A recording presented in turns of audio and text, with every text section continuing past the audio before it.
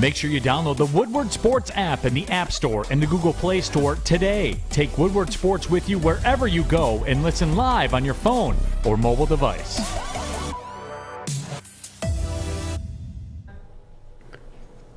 Good morning, everybody. Welcome to the Morning Woodward Show here on the Woodward Sports Network. It's a Wednesday morning, December 28th. Adham, Beydoun, Jeff Iafrate as always, and the ultimate return of the OG of the show, the OG of the network, somebody that we could never, ever live without. Fish. I mean, you survived me for the past 2 days pretty good. How was Boxing Day? Boxing Day was pretty incredible. Walk me through it. How'd it go? Anything, crazy happen? I mean, I woke up, watched, what I watched? It was the Tottenham-Bournemouth game was pretty wild. They came back and tied it up. I ate lunch. Then I watched more soccer, took a nap, watched more soccer. And then I watched American football. They had an okay Monday night game, Colts and Chargers. The Cavs lost. The Pistons, I don't know how they blew that lead. That was very disappointing. I was in attendance for that. Well, I know. And he left early like the bastard he is. Sorry, Jeff. Everybody I knew was at the Pistons game on Monday. I didn't get the invite. Well, I didn't go. Nobody invited me, Fish. They should have. I know. That's what I'm saying. Listen, me and you are going to go to a game together. We're not inviting anybody. All right? We're going to go on a date. Oh. Yep. Okay. I'm going to buy you pretzels, too. Oh, that's pretty nice of you. Yep. Pretzels, nacho cheese. Oh yeah, Fish. I know how to turn you on, buddy. Oh, okay. All right, let's start the show, baby. That's it for now. Oh, missed you, Fish. Missed you. Missed having you on the show. We're back, and we have to start with NBA history, really. Luka Dončić last night. What the hell? 60, 20, and 10. Yeah, First player in NBA history to ever do that. It's absurd. And why Luka is important this morning is he may end up being a top 10 player, right? A top 7 player of all time. You never know, right? Yeah. That's his current trajectory. I mean, the kid is phenomenal. But let's go back 2 years. 2 years ago, Luka, what he was a growing star. People would even argue a superstar. Fair? No Fair. problem. So, you look at Cade Cunningham, you look at Jaden Ivey, that is what you're trying to project. Now, if he ends up being a top 10 player, very hard to draft those guys, all right? That is difficult. Yeah. Go ask Atlanta. Yeah. Having said that, they traded that is ideally what you're getting. Right. Not maybe to his level, but you want a superstar, all right? You take Cade at 1, you take Ivey at 5. Why? You want to have a superstar on your team, Jeff. And what Luka did last night is a fresh reminder. He's only 23 years old. He's only 23, not too far off Cade Cunningham's age. Right? A few years apart. Mm-hmm. So Ivy, I think it's a 3 or 4 year difference actually with Ivy. But, the point here. And his game doesn't rely on athleticism. Nope. So that's even more terrifying. Yeah. You're talking about another 10, 15 years. 36% from 3. Right. The guy's not going anywhere. And I thought you brought up something super interesting before we started the show, and that was from Lindsey Hunter. Yeah. Lindsey Hunter said, what's the difference between not Cade. What's the difference between Luka and, let's say, a James Harden? I think he's a bit old school because I see a big difference. Mm-hmm. Harden could never get his teams there without a Chris Paul. James Harden was just the stat filler that would be out in the first or second round. Luka's only, in year 5 now? He's already gotten to a Western Conference final with no help. Yeah, I was going to say, not very good teams. And that roster's hasn't gotten any better. So, I find Luka and what he's doing to be remarkable. What is he putting up? 34, 8, and 8? Or 34, 9, and 9 right now? Something along those lines. It's ridiculous. He's the best player in the NBA. I know we talk about Giannis. I know we talk about Kevin Durant. It's Luka. Yeah. Luka is by far the best player on the court at any given time.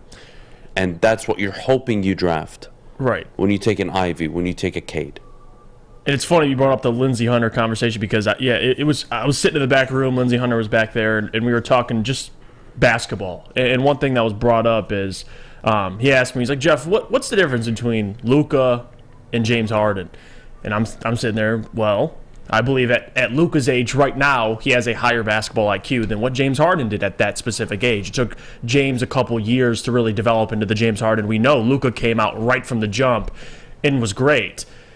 He said, no, I mean, they're essentially the same. I mean, they're isolation players who can put up big numbers. I do agree with your point about Luka. I mean, he's shown he could take teams the distance. We'll see if he can take them to the finals. I think they need to surround him with more help.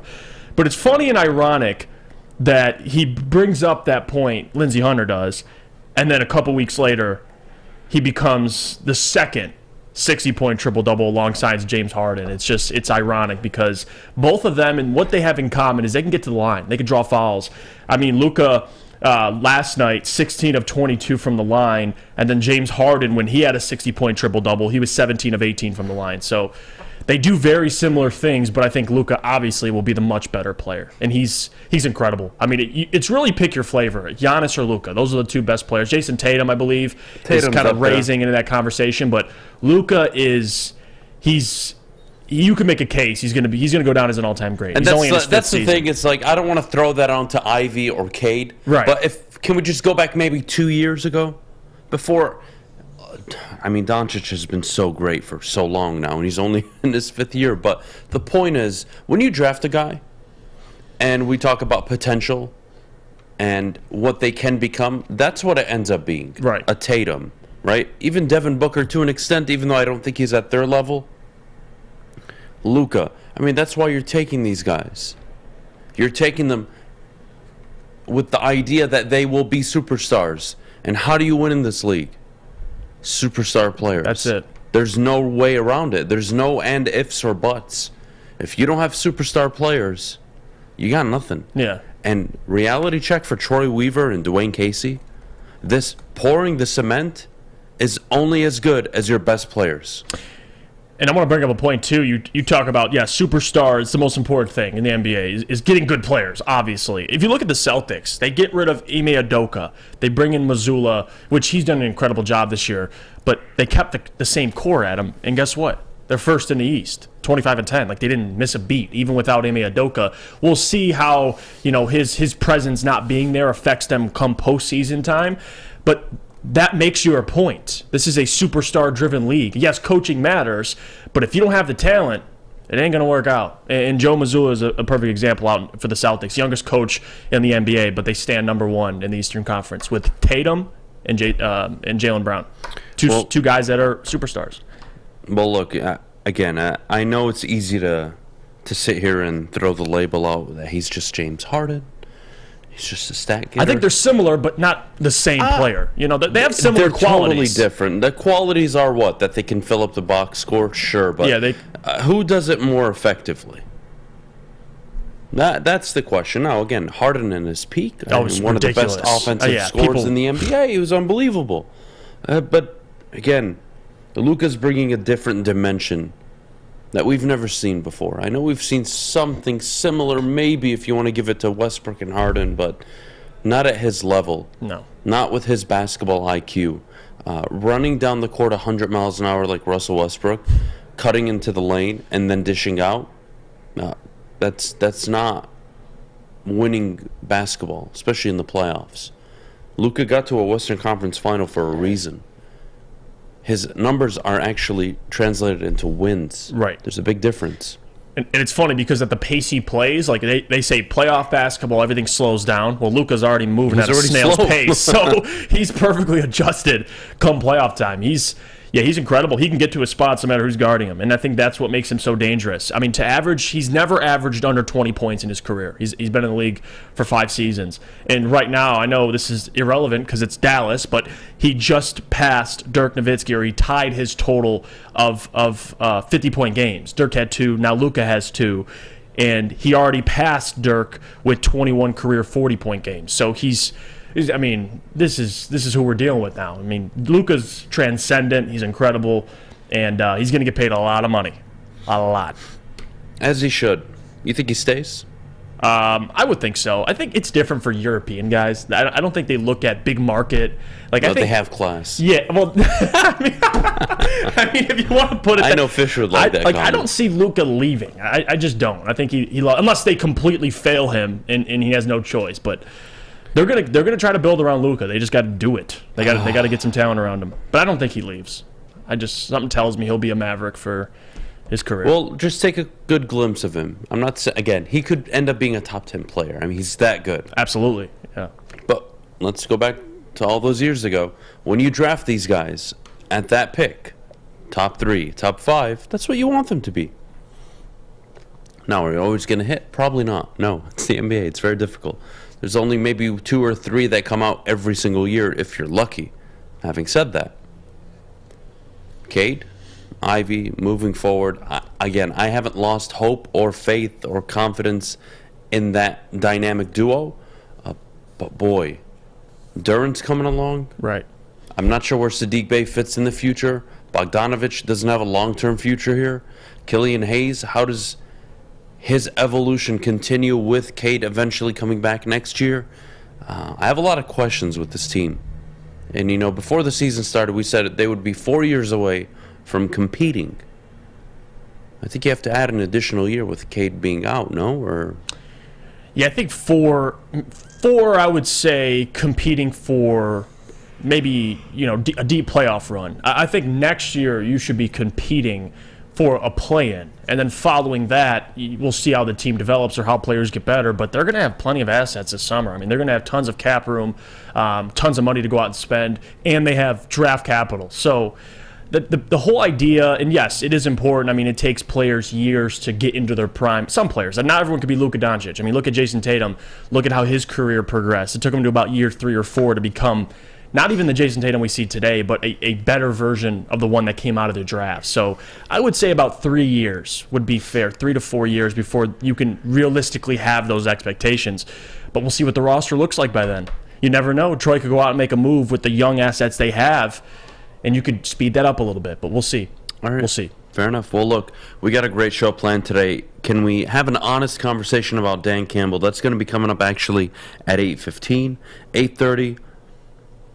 We'll take callers. The phone lines will be open, 313-552-6322. 8:45, should the Lions pursue Josh Jacobs, Tony Pollard, or someone else?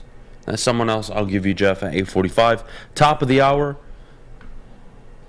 We talked about this before the season started, before the 1-6 stretch, before the 6-1 stretch, and before Carolina. All before the season ever started. We talked about how confident you, myself, Jeff were in the direction the team is going, notably under Brad Holmes, and the questions we had, which were fair, but we're also optimistic about, was, hey, Dan Campbell could be the right guy. I want to revisit that at the top of the hour. I think it's very important to at least bring back where we were before the season, what we've learned about everybody, whether it was the draft picks, the players, the coaches, whoever it was. 9:15, the Doc. John Maakaron joins us, of course. 9:30, we'll get to some Michigan football. It's a big week for Michigan.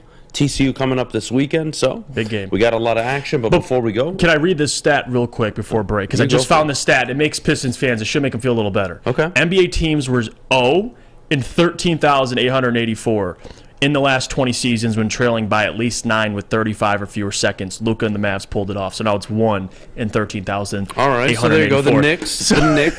So they're Knicks. Make, all right. Make the Pistons feel better. You're not alone, Pistons fans. All right, continue. Sorry. God bless Had to bring you, that up. No, we're good. We're good. Let's take a break. When we get back, Dan Campbell. Want to have an honest conversation about him. We'll do that next. But before we go, I got to tell you about my good friends over at Lady Jane's Haircuts for Men. Open 10 to 8, 7 days a week. Walk in anytime.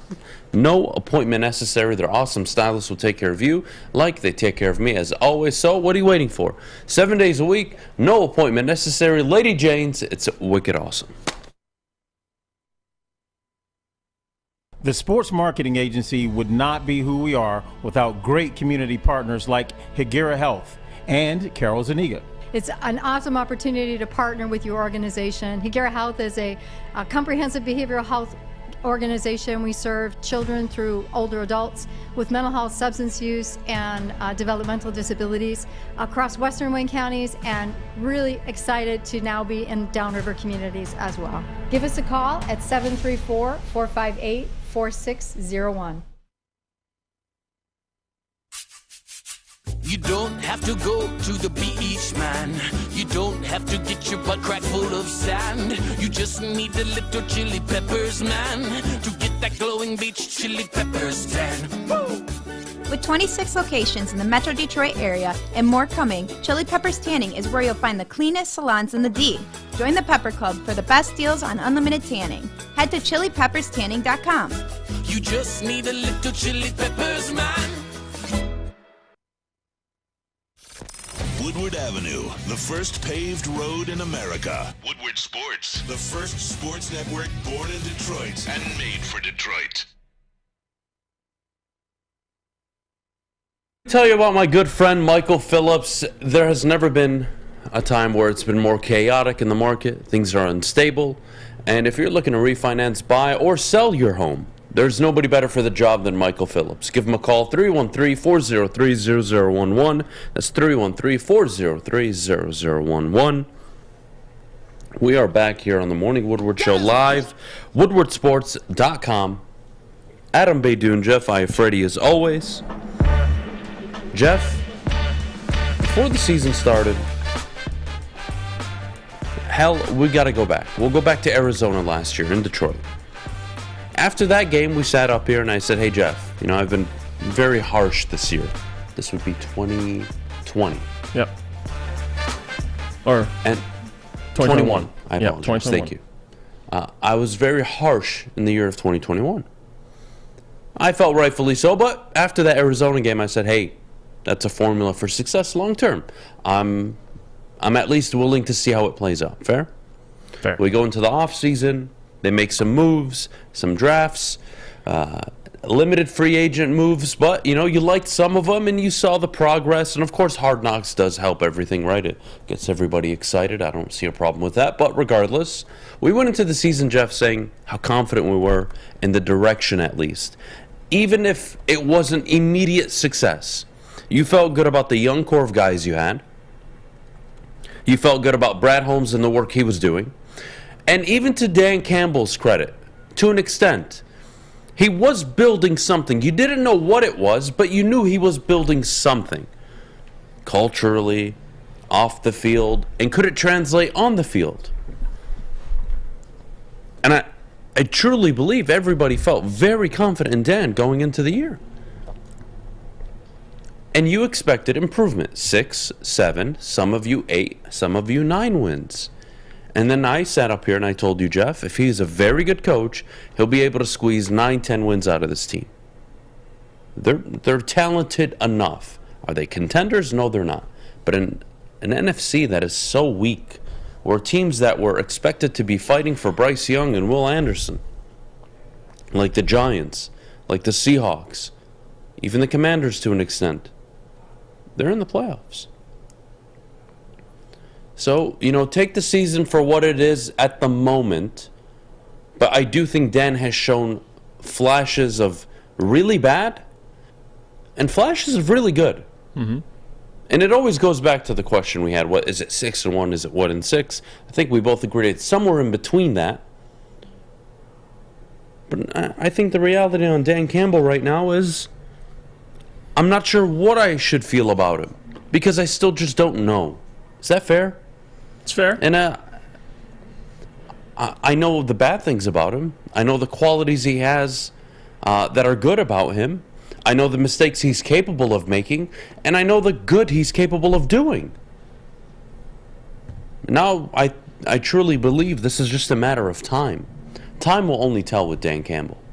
So I'm not going to sit up here and call for his job or say that he should be doing a worse job, a better job, he needs to be doing this or that. Time will tell. He's a coach. He's going to go out and win or lose games. And if he wins, he will be praised. And he'll have a goddamn a mural built probably on Woodward for him. Oh, yeah, they'll have a parade right? if he wins a playoff game. And we already talked about this earlier. Now that you've seen the progress in the win column, what's to stop you from competing for the division next year? I think there's nothing in your way. You have 4 draft picks in the first 2 rounds along with salary cap space. You should be contending year 3. And if they do, and dare I say they win it, then Yes, it was odd at times. It was difficult. It was really bad at times. But you eventually got to where you wanted to be. Not everybody shows up like Sean McVay and they just have winning seasons year one. Or Mike Vrabel shows up to Tennessee, winning year one.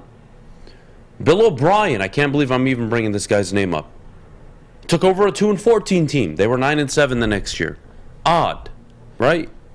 But it does happen. You see a lot of good coaches take over and do it right away. But you also see the coaches that come in, they struggle. They have a rough first year, but year two they figure it out completely. Okay? So you can give Dan the time maybe he needs, Jeff. But for me, I think right now where I'm at with him is I think he's been really bad, and I also think he's been very good.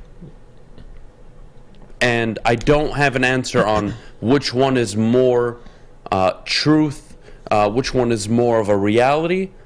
You want to look at the data? The data would suggest he's just not good. But I don't think that tells the whole story. No, it doesn't. Because if I just bring up the overall record, of course it's going to be bad. Everybody knew last year was a throwaway season and that you were going to be picking in the top 5. So why would I hold that against him?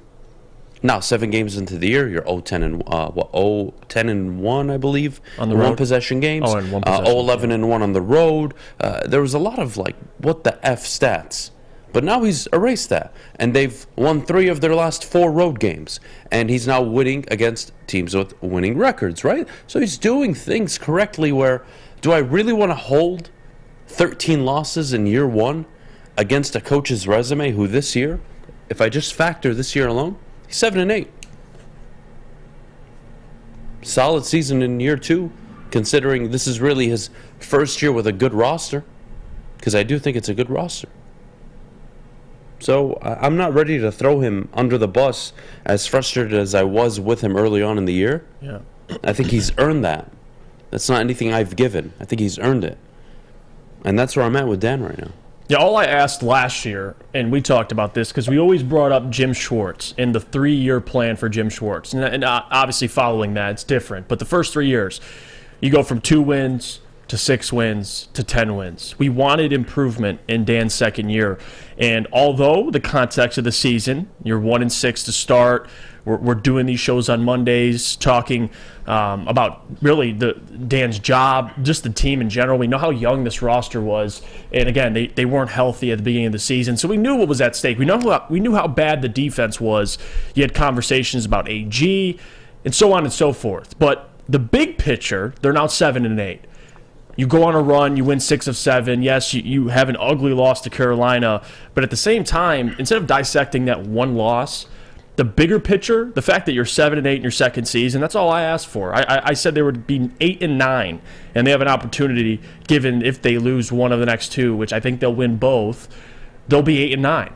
And they could go 9-8, have a winning record in Dan's second season. So for Dan, I think people are more confident in Dan right now, obviously, than early in the season, because you see the blueprint. You see how they're winning games, and it's the identity Dan Campbell's been preaching ever since he got hired. Tough, physical football. That's how they've been winning these games, whether it was against the Jets, the Vikings, the Jags, the Giants, the Bears, the Packers. They've won all those games doing exactly what Dan's been preaching at a high level. Now, they had a slip up against the Panthers. Whether you want to blame that, whoever you want to blame that on, I would probably allude that to more of just a young, inexperienced team that really is in a big moment facing the Panthers. They would have to win 9 of 10 to win out. It wasn't going to happen. It's only happened one time in franchise history.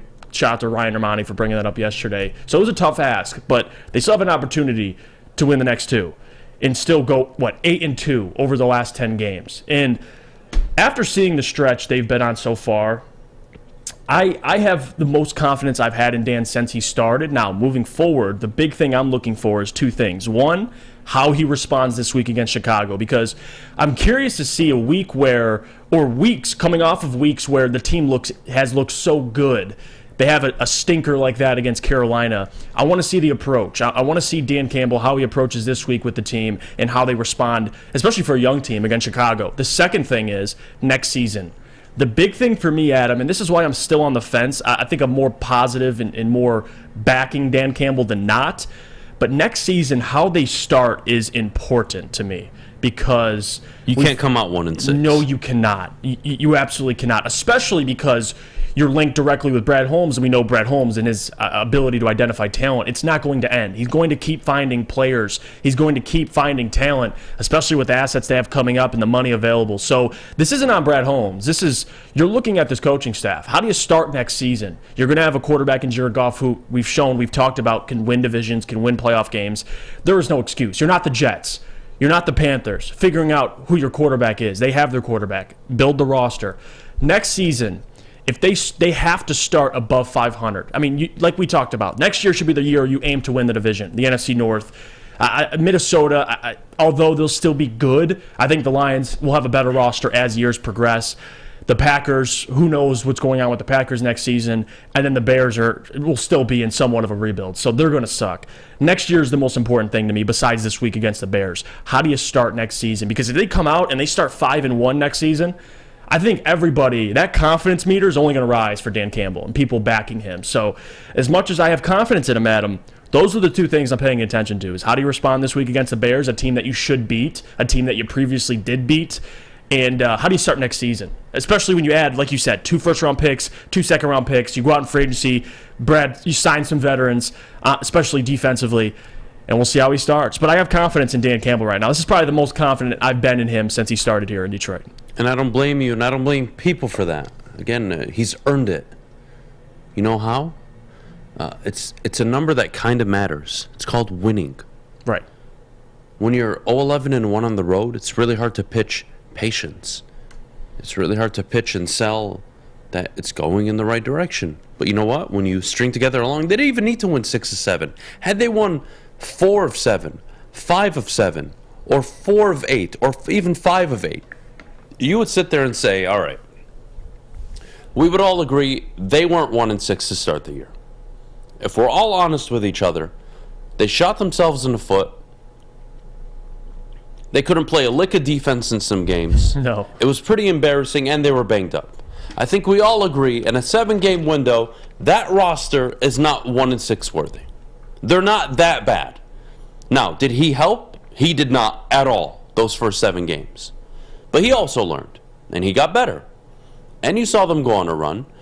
And this Carolina game, to me, was shocking that they lost at their own game, and they actually came out flat and no energy. It's not something you really associate with the Dan Campbell coach team, but regardless, well, you're having a different conversation. I think we all know they're not 6-1 good. I think we all agree they're not 1-6 bad. Somewhere in the middle. They're somewhere in the middle. They're a good roster right now. They're young. They're fresh. I think they're good. I don't think they're very good. I don't think they're contenders. I don't think they're elite. But they will get there.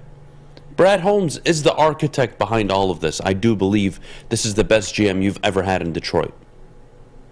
He will make sure 2-3 years from now you have the roster to compete. Now it's whether or not you have the coach that can elevate the talent, that can put them in positions to win. But you'll find that out. And we're going to find out next year. Yeah. The truth is Dan Campbell, as bad as it was to start the year, has bought himself not only next year, you could argue a 4th year with the turnaround he displayed, with the run he showed. Because again, I'm showing you just data samples, Jeff. If I show you a chart right now of the stock market, and you saw it crashing, you'd be like, oh, it's not good. But then I showed you another chart, and it's a stock, and it's just soaring. And then I had a little dip. You'd be like, oh, that one is consistently getting better and better and better. That's where the Lions are at. A bit inconsistent. They need a few more pieces, definitely on the defensive side of the ball. They've been very good on offense this year. They do need to address the running back position, but at the end of the day, I think if we're honest about Dan, he was frustrating, and he was also pretty damn good this season. He's been both. We've seen him, that's okay. We've seen him outcoach opposing I've seen coaches. him outcoach Dable. I've seen him outcoach Saleh. I've seen him outcoach LaFleur, even though really Aaron Rodgers has gifted us multiple interceptions. But, that's not to take away from the team. Right. You've seen him go out. Jacksonville. Yeah. So I've seen it. I've seen the good. I've seen the bad. He just needs to prove which one is it consistently. And that'll tell his story during his time in Detroit. We'll take a break. When we get back, we'll go to the people. 8:30 coming up in just a minute. We'll take your calls, 313-552-6322. But before we go, Jeff, cranberry. Let's crack open a can of Cintron. What do you think? Yeah, speaking of cranberry, shout out to Cintron for dropping off a gift basket for us for some Cintron with cranberry. Wow, wait. And I'll tell you where you can get your Cintron 6-pack sampler box, because they combine all three of their delicious flavors, cranberry, sugar-free, and original. Pre-order your Cintron 6-pack sampler box today at cintronworld.com/Red Wings. Get energized with Cintron. Love Woodward Sports? Love wearing clothes? Then you should be wearing Woodward Sports clothes. Check out our full line of merch at woodwardsports.com. Just click on Shop. We have all your favorite designs, like Dan Campbell kneecaps, Beverly Hills Golf, Woodward Golf, and of course, our own logoed out merchandise. Men, women, infants, kids all love Woodward Sports. Impress your friends. Impress your boss. Impress your dog. Buy Woodward Sports merch today.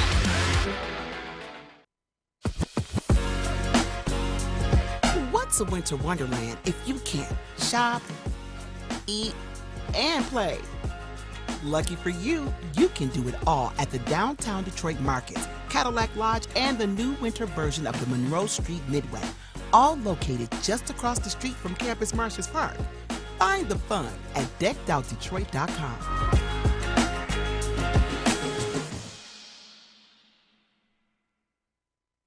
Hi, I'm John from Better Rate Mortgage, and to me, family is more than blood.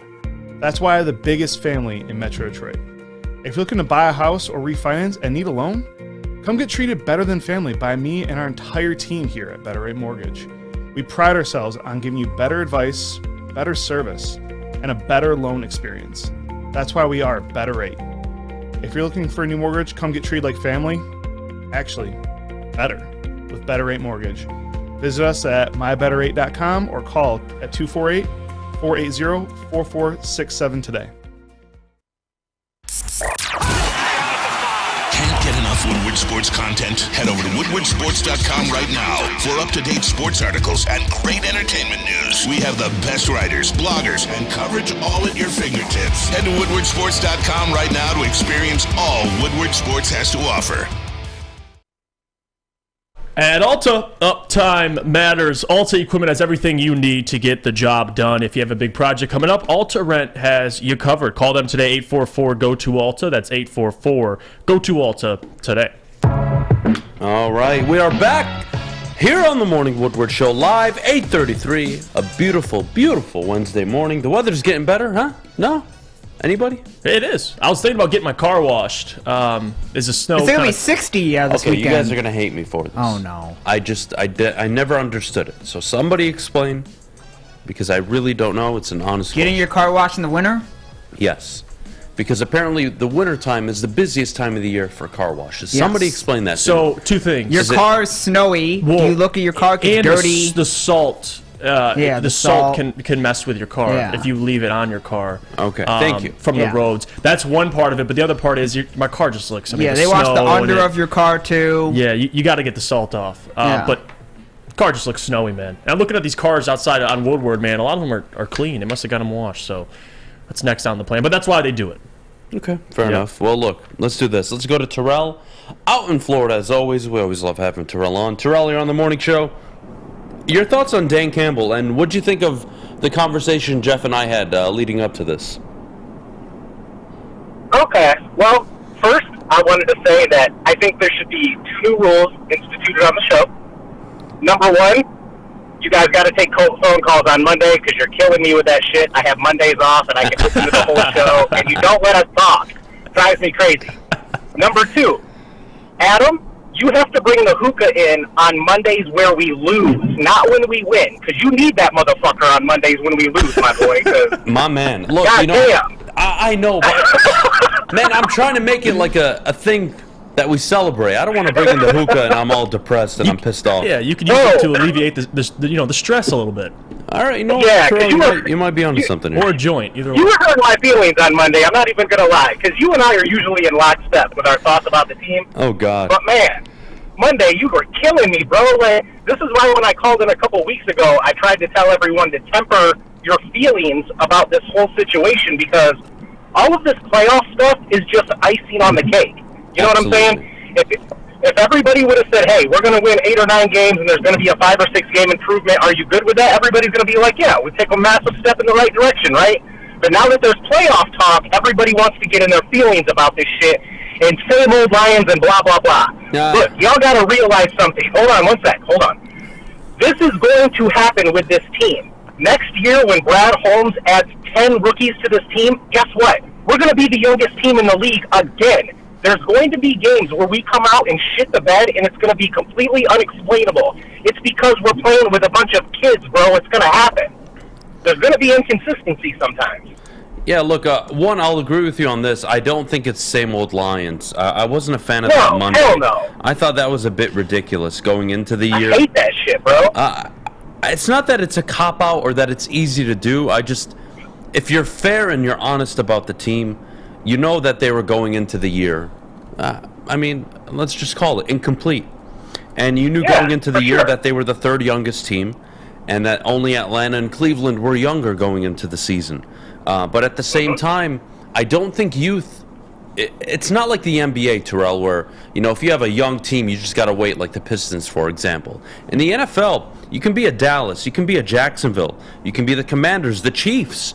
They're all within 4 or 5 spots of the Lions in terms of average age. Now, the difference is they've equipped and they've signed veteran players to complement those young players, right?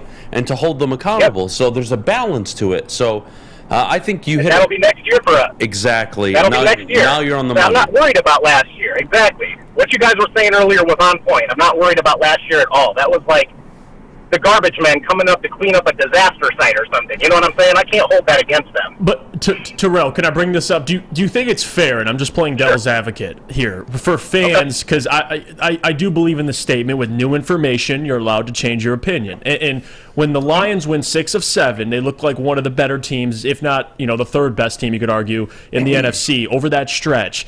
Do you blame people for kind of raising those expectations? Not that it discredits, because, again, like you said, yes, if you want a 6-game improvement, you'll take that every day of the week. But with how they were playing, do you fault people for saying, look at the opportunity in front of the Lions? They have an opportunity to get in the playoffs. You got to win out. Do you blame people for having those expectations with what they've seen out of this team over those 7 weeks?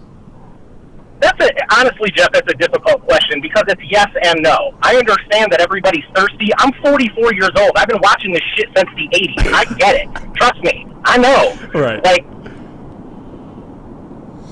Look, I'll tell you what. Different. We're doing this with kids instead of a bunch of old veterans on a team. True. You know what I'm saying? It's different now. True. So, yeah, you can have those expectations, but temper them and remember that these are kids we're playing with. They're going to shit the bed once in a while. Terrell, I actually... it's not even that I just agree with you. I actually had to take a step back. I want to say... which week was it? I took a legitimate step back after the Giants game. Because, look, you listen every day. I was not happy when this team was 1-6 at all. It was disgusting. But me neither. We were bitching. Both of us were together. And, I do think rightfully so. But when you show me progress, again, it's not like I came into the year asking for a division. And I think most fans, like you said, if you would have told them 7-8 wins before the year, they would have been like, oh yeah, hell yeah, I'll take that. Now, context matters, of course. Nobody wants to see their team start 1-6. Nobody wants to see them win 6 of 7 and then lose a game that they're favored in. But, it happens. It is the NFL. But I think my biggest takeaway from the year so far has been Dan Campbell has shown me a lot of good, and he's shown me a lot of bad. I want to believe there's more good to him than bad, but I won't know until next season. I agree. And never forget this one last thing, and I'll let y'all go. Yep. Those guys over there on the Panthers, those players, those are paid professional athletes, and they're playing for their jobs, and they're playing for their division title as well. Let's not forget about that. That wasn't like some scrub-ass team that everybody's trying to make them out to be. You know what I'm saying? In my opinion, anyway. Well, you know, but y'all have a good morning. I appreciate you guys. Yes, I love y'all. Appreciate you, Terrell. Yep. The Panthers are Bye, guys. playing very hard for Steve Wilkes. That is one thing, but they're in a rebuild. Right. And I think that's fair to say. They are in a rebuild. It's pretty obvious. They don't have a quarterback. Their offensive line is what it is. Receiving core, DJ Moore is nice, and outside of that, Terrence Marshall maybe, but not really. Now, they got a lot of work to do in Carolina. The defense, they got some studs. They've got Derek Brown. They've got Brian Burns. They've got J.C. Horn. They got some studs there. So there are some pieces that they'll build towards, but they know in Carolina that they need to build an offense, right? Just like the Lions know they need to build a defense. It's a good call. It's a good call. Yeah, shout out to Tyrell. He always does a good job. Let's go to the comment section. I wouldn't be mad if they didn't make it, but it'd be a great experience for this young team if they got in. If they get in, free agency gets better. Expectations would rise next year. They can make a run. I think expectations next year are set in stone. Yeah. I don't think anybody can argue or come up with anything outside of competing for the division. But I do agree with him, though. It would be a great experience for a young team. And it might even help you. He's right, in free agency.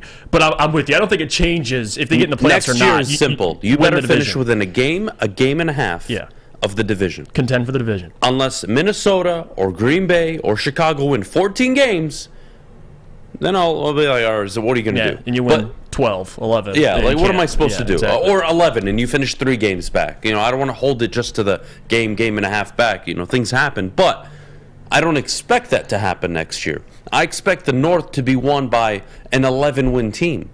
And I expect the Lions to be that 11-win team or a 10-win team next year. They should be competing, dare I say, winning this division in year 3. Yeah. They've had 3 full draft classes, 3 free agency periods. They've had more than enough time. I think they've found their identity. They know what works. They know what doesn't.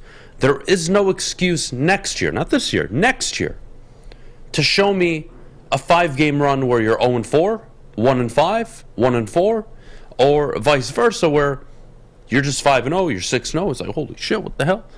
You got to figure out what you are. I don't want to see inconsistent variables. I don't want to see you start 5-2 next year and then go 1-4 the next 5 games. Giants or Jets, pretty much. Right?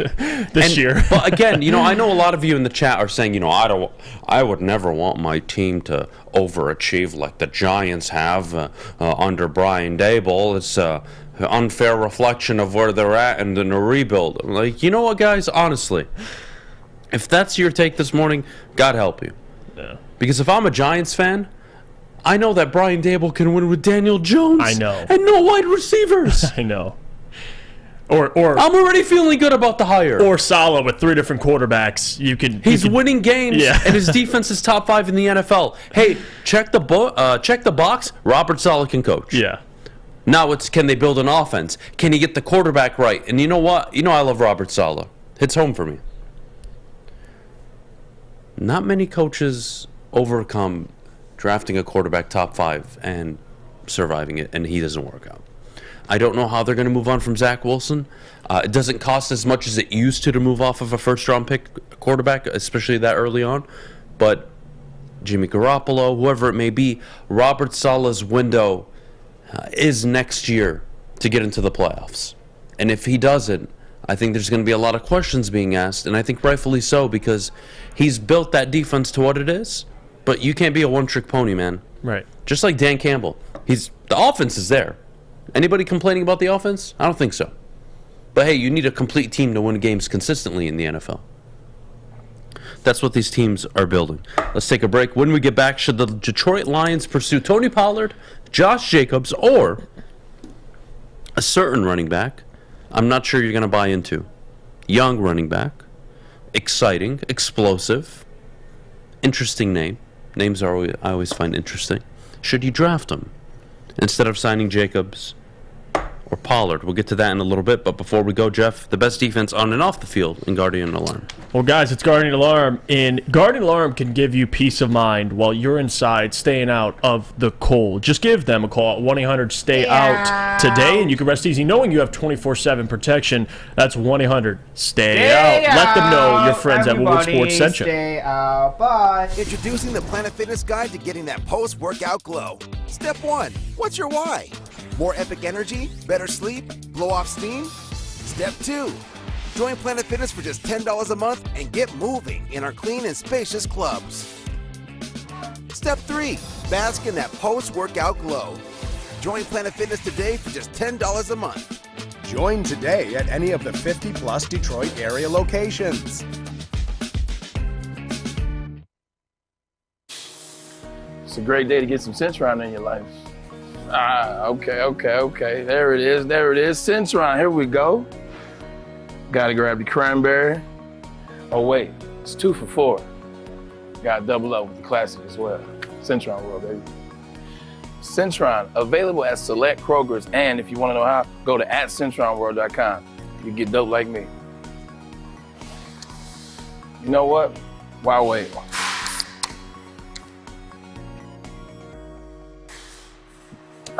Great taste, guaranteed.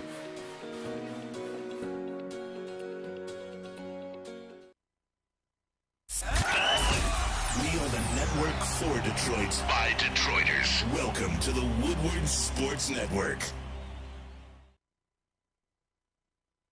Let me tell you about our friends at Chili Peppers Tanning, because it's where you'll find all the cleanest salons in the D with spotless, sanitized rooms and trained and certified tanning professionals. You can join the Pepper Club for all the best deals. Plus, they'll beat all competitors by $5. ChiliPeppersTanning.com. Hottest bulbs, hottest deals, darkest tans. Your vitamin D headquarters, 27 locations and more on the way. Chili Peppers Tan. All right, we are back here on the Morning Woodward Show live, woodwardsports.com, 8:46 coming up, top of the hour. When have you ever been more confident in the Detroit Lions? We'll get to that. Doc, John Maakaron is going to be joining us at 9:15. Can't wait. Should the Detroit Lions pursue Josh Jacobs or Tony Pollard? And the second part to that question, Jeff, is should they draft Bijan Robinson in the first round? Those are your three options. And you can answer no to all of them. You can answer yes to one or two. Right. But let's start with free agency. Are you shelling out the money it would require for Josh Jacobs or a Tony Pollard? So, if Brad Holmes was going to pursue a running back, it would be those two, in my opinion. Two guys that have been healthy for a majority of their career. Both guys that have produced. I mean, Tony Pollard sharing a backfield. He almost has 1,000 yards. I do think Dallas is going to do everything in their power to try and keep him.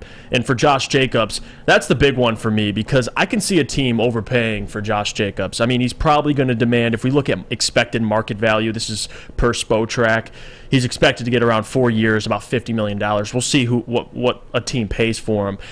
If I'm being honest with you, as much as I would love a workhorse back, I do feel like this team needs someone that you can put a lot of pressure on, put a ton of carries on. And Josh Jacobs right now is second in the NFL in attempts. I mean, he has 306 on the season. So there's your workhorse. But I don't think they should delegate that money to a running back. With how bad this defense is, that should be number one. The offense, even with Swift and Jamal, yes, lately the run game has taken a hit, and they're going to need to address that, whether it's in draft or free agency. I just think with this offensive line, it gives you so much flexibility with what you can do at the running back position. You don't need a Josh Jacobs. You don't need a Tony Pollard, even though those guys would be great assets. It's not like you don't have an offensive line and you need somebody like a Jacobs or a Pollard to kind of create something out of nothing. This offensive line has shown you they could produce 100-yard backs. They did it last year with Craig Reynolds. But you want a consistent guy back there. I mean, Jamal, as much as I love him, he's not your RB1. He's not an RB1, even though he's having a good year. And Swift, to me, is a shell of what we expected him to be. So they're going to have to address it. But to answer your question, Adam, I just don't think the money should be pushed to a running back. Maybe you draft one, and Bijan in the first, it's intriguing. But something tells me that when Bijan, you're expecting him to be there by the time the Lions pick with their actual draft pick, which is like 18 right now, I believe. I just think there'll be better defensive players available. So I would say no. Don't draft Beydoun. I would say no to all of those options. Find a running back either in the second, I would probably say third round, that you feel like has talent and you can utilize. But no, I'm going to say no, they should not pursue a Jacobs or a Pollard. Even though those guys are intriguing, I just don't think the money makes sense for where the Lions are right now. You just get cap space and you go spend it on a running back. Well, here's the problem. Doesn't sound right. I agree. So my answer is none to any of those. I don't want a running back in the first round. I don't want to pay Tony Pollard, and I don't want to pay Josh Jacobs. Yeah. Why? I have projected $28 million this upcoming offseason. What am I doing with it? I'm going to the defensive side of the ball, and I'm looking at secondary players. I'm looking at Bradley Roby. I'm looking at Anthony Brown out of Dallas. I'm looking at James Bradbury from Philly. I'm looking at Jonathan Jones from New England. These are guys that are probably going to cost $7, $8, $9, $10 million a year. All right, well, that's a third of the cap space already gone. Well, I want to go maybe at linebacker, a Devin Bush, maybe a Roquan Smith, maybe somebody like an Anthony Walker Jr. out of Cleveland. That's going to cost me another $7, $8, $9 million. All right, so now I got $10 million to work with. Well, I still got to draft. Yeah. I got 2 rookies in the first round, 2 in the second round. I got to sign those players. So if I'm going to shell out money, it's on a linebacker and a secondary player. That is it. Right. Or depending on my draft strategy, the opposite. Maybe it's an interior lineman in the draft. Maybe it's a secondary player in the draft, and then I go get the linebacker and somebody else in free agency. Who knows? But I know in the second and third round, I can take my chance, if you want to call it that, on a running back, and that's it. Yeah. I'm not paying Josh Jacobs $12 million a year, Pollard $12.5, 13, 14 million a year. It hasn't really worked out that much in recent history paying a running back. It just doesn't work. It's not important anymore. Zeke Elliott. I mean, we never used to pay wide receivers, remember? Right. And now, if you don't pay a wide receiver, you're stupid. Why? The game changed. The game has changed. Mm-hmm. Now, you still need to run the ball. You need to run the ball situationally. You need to have the threat, the ability to run the ball. It helps your offense, especially the Lions, so much. But anybody can do it behind that offensive line. So, whether you resign Jamal Williams, whether you give Swift the load again next year, and you draft maybe a 3rd, 4th round running back, and he's just there just in case Swift goes down, fine. But I'm not shelling out money in free agency. If I'm spending money, I'm going to the defensive side of the ball, and I'm looking at some of these young players. Yeah. And I'm asking myself, can I sign them? Can I go get an Arden Key from Jacksonville? Can I go get a Deron Payne interior lineman from Washington? That'd be a good one. I wouldn't want Eli Apple, so I'm going to pass on that. But I think you know where I'm going here. Tremaine Edmonds, he's probably going to get re-signed, though. So I can't really count him or Devin Bush, to be honest. And I love this comment, too, because it's exactly how I feel. Zach brought up in the chat, woodwardsports.com, Jacobs is going off because he's playing for a contract. He won't be playing like this after he gets his money. And now I don't think all of a sudden his production will drop off, but that's got to be a factor with Pollard. I think that's such an insult to players. No, and again, but I see where he's coming from because you have Jacobs and Pollard both on contract years. Like, of course, you can't lie. Yeah, but they're finally getting touches, and you're seeing what they can do when they get the ball. I mean... But you can't lie that you're in a contract year. The motivation's... It's like Zeke. Before he got paid. Yeah. And then Zeke got paid. Now all of a sudden you're splitting carries with Pollard. I get what he's saying. For running backs in their contract here, you give them money, you pay Jacobs, give him a multi-year deal, $10 million average, whatever it is. You better hope he leads the league in rushing yards for next season if you pay him. I don't think it's worth it. I mean, Jacobs, again, he's gotten 300 carries for the first time in his career. I mean, I don't know what to say. I don't. Dude's on pace to run for 1,700 yards. Yeah, he's balling this year. And he's going to get paid, and rightfully so. And maybe he is a Derrick Henry, that type of mold. Who knows? But are you willing to pay that kind of money? I'm not. I have 2 first-round picks I'd like to sign, 2 second-round picks I'd like to sign, an entire draft class I'd like to sign. Right. I'd like to bring in veteran secondary help, veteran linebacker help, veteran anybody on the front 7, for God's sake. That's what I'm doing with the $28 million projected that I have this offseason. That's it. There's no ands, ifs, or buts. I'm not shelling out half of that money for a running back. That would to me, be a big mistake. And if you look on top of that, guess where Pollard was drafted at? Pollard? Pollard was what, a third, fourth round running back? It was a fourth round pick, 128th overall. And then Josh Jacobs was a first round running back. Late and they didn't first even round pick up his first year option. So, again, it doesn't discredit the talent those guys have. Clearly, Pollard and Jacobs to me are, because Saquon's probably going back to New York, so those two to me are the most intriguing, but it kind of proves the point I'm making with Pollard. I mean, you found him in the fourth round. Don't tell me Brad Holmes can't find a running back. If he targets one in the first 3-4 rounds, that has talent. So I got faith in Brad. I'm going to keep the money away from running backs. I'm with you. And then Beydoun? Thoughts on Beydoun Robinson, first round? Love him. I just don't think by the time he's available with that second first-round pick, I just think there'll be better defensive players, and I'd rather take one of those guys than a Beydoun. Now, if nobody Brad Holmes likes is there, then yes, maybe you'd take a Beydoun. And maybe a player that Brad Holmes likes will be there for the second round. Maybe you do take Beydoun. But no, I would take the best defensive player. All right, we'll go to the comment section. MF Jester says, okay, but we need a running back who can run the ball right away. It takes rookies 2 to 3 years. Dude, shut the fuck up. Jester, you've been watching. Damian Pierce. I'll say you've been watching. Brian Robinson. Yeah. You want to go to last year's class? How about Breece Hall this year? Mm-hmm. Jonathan Taylor's first year? Jonathan Taylor. Draft guys, they come out right away. Antonio Gibson. Yeah. What are we doing, guys? That's how it works, man. You pay them on a cheap deal, and you get the most production. You draft them in the second, third, or fourth round, and you call it a life, and that's it. Right. And if they're good, great. If they're not, who cares? Move on. It's a running back. Craig Reynolds could run behind this O-line. Think about that. He just won't be as consistent as some of these other backs. Maybe not as dynamic, but you're not trying to win the game because of your running back. Yeah. You're trying to win the game because you're effective at running situationally on third down. This isn't the second Titans. and short. The Titans, I can see why you pay Derrick Henry. He's your team. You're right. Right. You're giving him 30 carries. He's going for $170, and you're trying to control the clock. It's a whole different team. Right. They're limited on offense.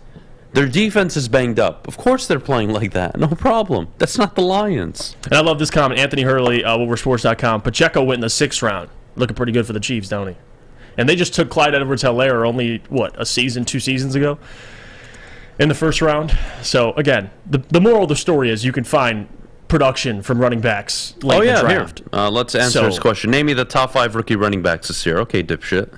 We'll go Tyler Algier, Damian Pierce, Isaiah Pacheco, Brian Robinson, Kenneth Walker, Zonovan Knight's having a good year, James Cook's having a good year. Anybody else? Rashad White out of Tampa Bay, he's having a good year. He's been producing too. So anybody want to argue that running backs aren't? I think this is insane, Jester. I'm sorry. I'm not trying to sound like an asshole to you, buddy, but even the year before, Javonte Williams, Najee Harris was a first-round pick, though, so he can't count. But late, So was Travis Etienne. So I'm going to go only with second-round picks and after. Trey Sermon didn't work out. Michael Carter, he worked out. Ramondre Stevenson, 4th-round pick. Elijah Mitchell, 6th-round pick. Guys, these are quality backs. When was Breece Hall drafted? Wasn't that... Breece Hall was a second-round pick this past year. I would classify that as another one. So God, you can find a running back every single year. It's that simple. You put Damian Pierce in this backfield. What is he running for, 1,300 yards? Yeah. Because he was on pace to do it in fucking Houston. Yeah. God. And, take a break. Jester said, but they're not top 7 running back. It doesn't matter. I mean, you don't need a top 7. Yeah. All right. No. To get one right away, your first year be a top 7 running back. I don't let shit slide. We're not doing this. Hey, fuckface. I want the camera, please. All right, fuckface. You want to do this? I'll play this game with you. Let's go to Buffalo. Do Buffalo have a top 7 running back? Let's see. No, they don't, and they're first in their division. Do Kansas City have a top 7 running back? No, they don't. They're first in their division. Do the Bengals have a top 7 running back? Yes, they do. They have Joe Mixon. They're first in their division. That is fair. Jacksonville, do they have a top 7 running back? No, they don't. They are the top of their division. The Eagles, do they have a top 7 running back? No, they absolutely do not. They are top in their division. Do the Niners have a top 7 running back? Yes, they do. They're top of their division. They acquired him mid-season, though. They still would have been top of the North, or top of the West, excuse me. But regardless, I'll give you that one. So you have 2 of the current 8 division leaders. Dalvin Cook, sure. There you go. 3. And the Buccaneers. Rashad White, is he a top 7 running back? Leonard Fournette, maybe you could argue Fournette. But you don't need a top 7 running back. You're 5 of the 8 division leaders right now don't have a top running back. And by the way, the Bengals, Joe Mixon, second-round pick. So ridiculous. Just thought I'd sprinkle that in there. Ridiculous. Moral of the story, no. Don't go out and spend money on a running back. Moral of the story, don't be a fucking idiot. When we get back, top of the hour, we got John Maakaron, Doc, coming on at 9:15. I want to talk about confidence in what the Lions have been building, why this running back conversation is so important moving forward. All that and more, but before we go, Jeff, our good friends over at Big Boy. Well, wintertime in Detroit is always better with comfort foods from Big Boy. Try the classic meatloaf or chicken Alfredo, but how about breakfast as well? The stuffed potato pancakes are officially back. The Lumberjack Santa Fe Garden or Blockbuster. Stop by your local Big Boy today. When it comes to making your haircut truly an experience, there's no better place than Lady Jane's Haircuts for Men. Come to any one of our 26 Metro Detroit locations for an award-winning haircut experience and qualify for a chance to win a down payment for your dream home up to $200,000. Our precision haircut and talented stylists will have you looking good, feeling good, and give you a chance to change your life forever. Lady Jane's Haircuts for Men, open 7 days a week. Walk in anytime. It's wicked awesome. 3 NBA championships. Detroit fans were there. 11 Stanley Cups. Detroit fans were there. 4 World Series wins. Detroit fans were there. And that one Lions playoff win in 1991. Yeah, Detroit fans were there. Woodward Sports, where the fans are. Make sure you download the Woodward Sports app in the App Store and the Google Play Store today. Take Woodward Sports with you wherever you go and listen live on your phone or mobile device.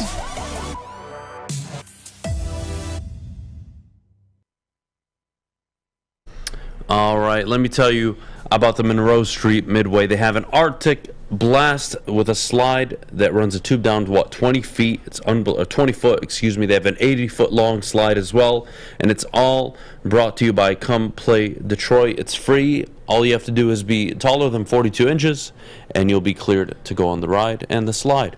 So have fun with it. Check out downtown. It is absolutely buzzing this time of year. We're back, top of the hour. Why do I sense there was a shot at me? Fish, shut the hell up. Okay. I miss telling you that, to be honest with you. Okay. How was your Christmas? It was lovely. You know, watched the Christmas NBA, Christmas NFL. I watched more football than NBA. Hung out with family. Nice. Like real football, right? Not the European. Correct. Well, there is no European football on Christmas because they all hunker down and stay wherever they go. Damn right, because they're not good enough to play on Christmas Day, buddy. Only real fucking athletes do it. Okay. I mean, tell that to them. So, tell that to the world as well. Love you, Fish. Love you too. Jeff, here's the question this morning. Confidence was, I think, at an all-time high going into the season, at an all-time low after the first 7. The following 7 games, it seems to be back at an all-time high. Where are you at right now in terms of confidence and what they're building moving forward? I'm more confident, like I said earlier, than I've ever been currently with this current regime, and it's because of the results you've seen, the blueprint, like I say, because you're 1-6. It's hard to have confidence. I mean, you haven't won a road game, and you talk about Dan's record in 1-possession games. That's changed. Not only did he win 3 straight road games, yes, he lost to Carolina, but you've outcoached teams and you've beaten down good teams. I mean, the result they had against Jacksonville, it kind of gave me more reminiscence. It's reminiscent of last year when they dominated Arizona. So right now I have the most confidence. Now, if I want to compare it to a time where I had confidence, this isn't that team yet in terms of, especially defensively, but it was really Jim Caldwell back, I think 2014 when they went 11-5. I think that, where you go to the playoffs, you lose a close game to Dallas, and now all the optimism is for the following year. I think that year is next year. I do think next year, the more you add talent, I do think this is a team. Now they'll have a better run game, and I think they're more of a complete team. Now defensively, they're far from it. But I think next season, people should have all the confidence in the world that this team not only can make the playoffs, but have a chance to win a playoff game. So for me, at a confidence level, I'm at an all-time high, at least with this current regime. We'll see how it progresses.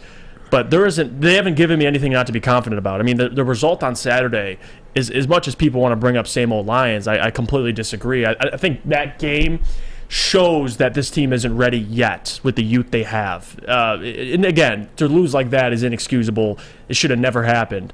but it kind of puts things in a context of where they are right now. I don't think they're there yet to go and compete. I know the talk was when they won 6 of 7, they can win a playoff game, Jeff. They can go and make a playoff run. And again, if you get into the dance, you never know what can happen. But it just never was the reality with this team. I just wanted them to get into playoffs just to have that experience.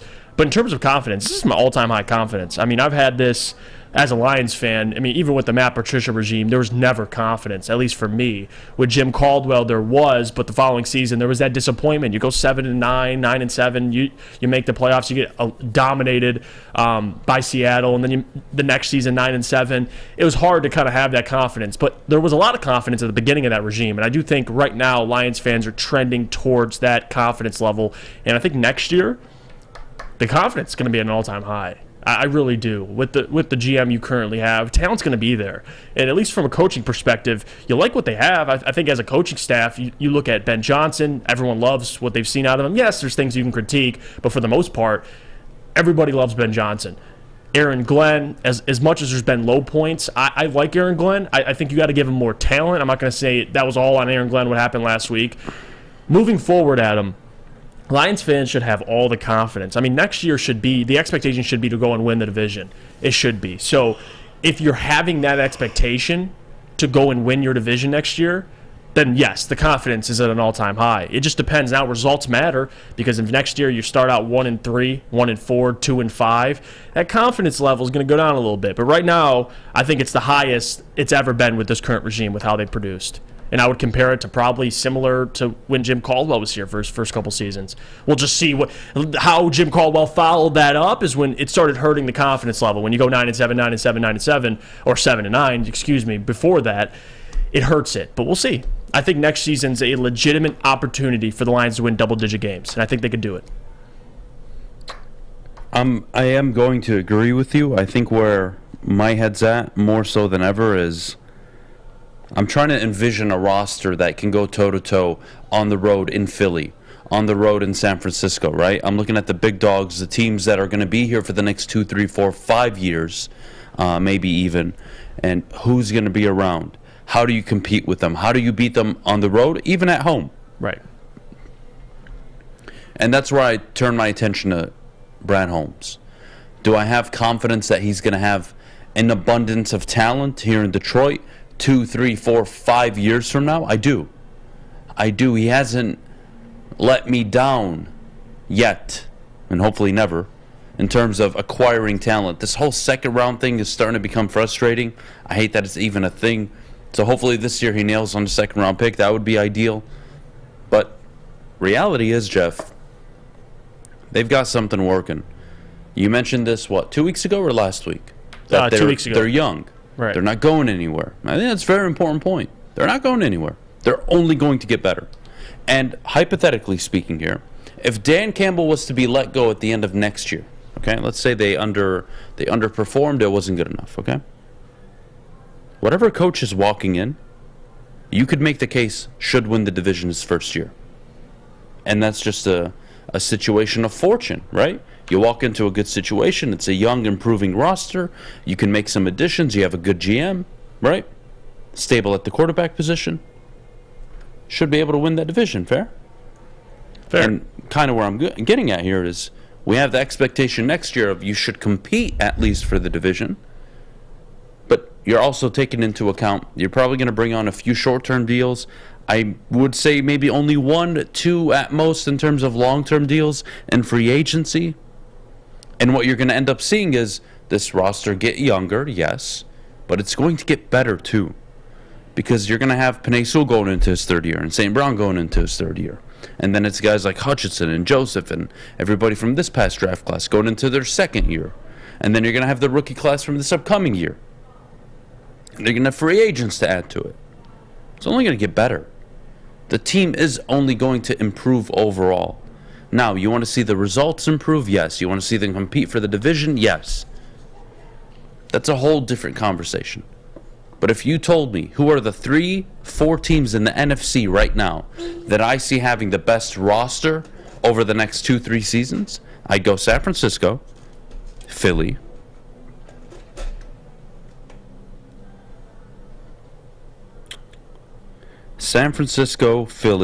Detroit, And I really, really, really want to say Dallas.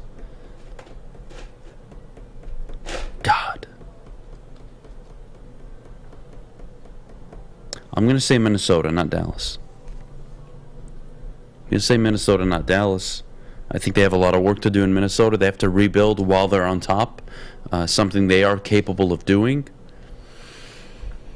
It's a tricky one. You could even say maybe 5 teams, and then I'll throw in Dallas. But those are the 5 teams I see. I don't see the Giants getting there next year, even though they're ahead of schedule this year.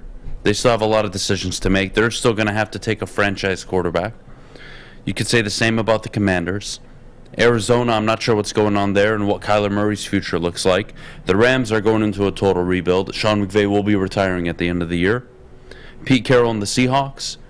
Again, how do you fix their problems, right? They have wide receiving talent. They have Kenneth Walker. They have an okay defense. They want to add more to the defensive side of the ball, but do they also want to invest in a long-term quarterback?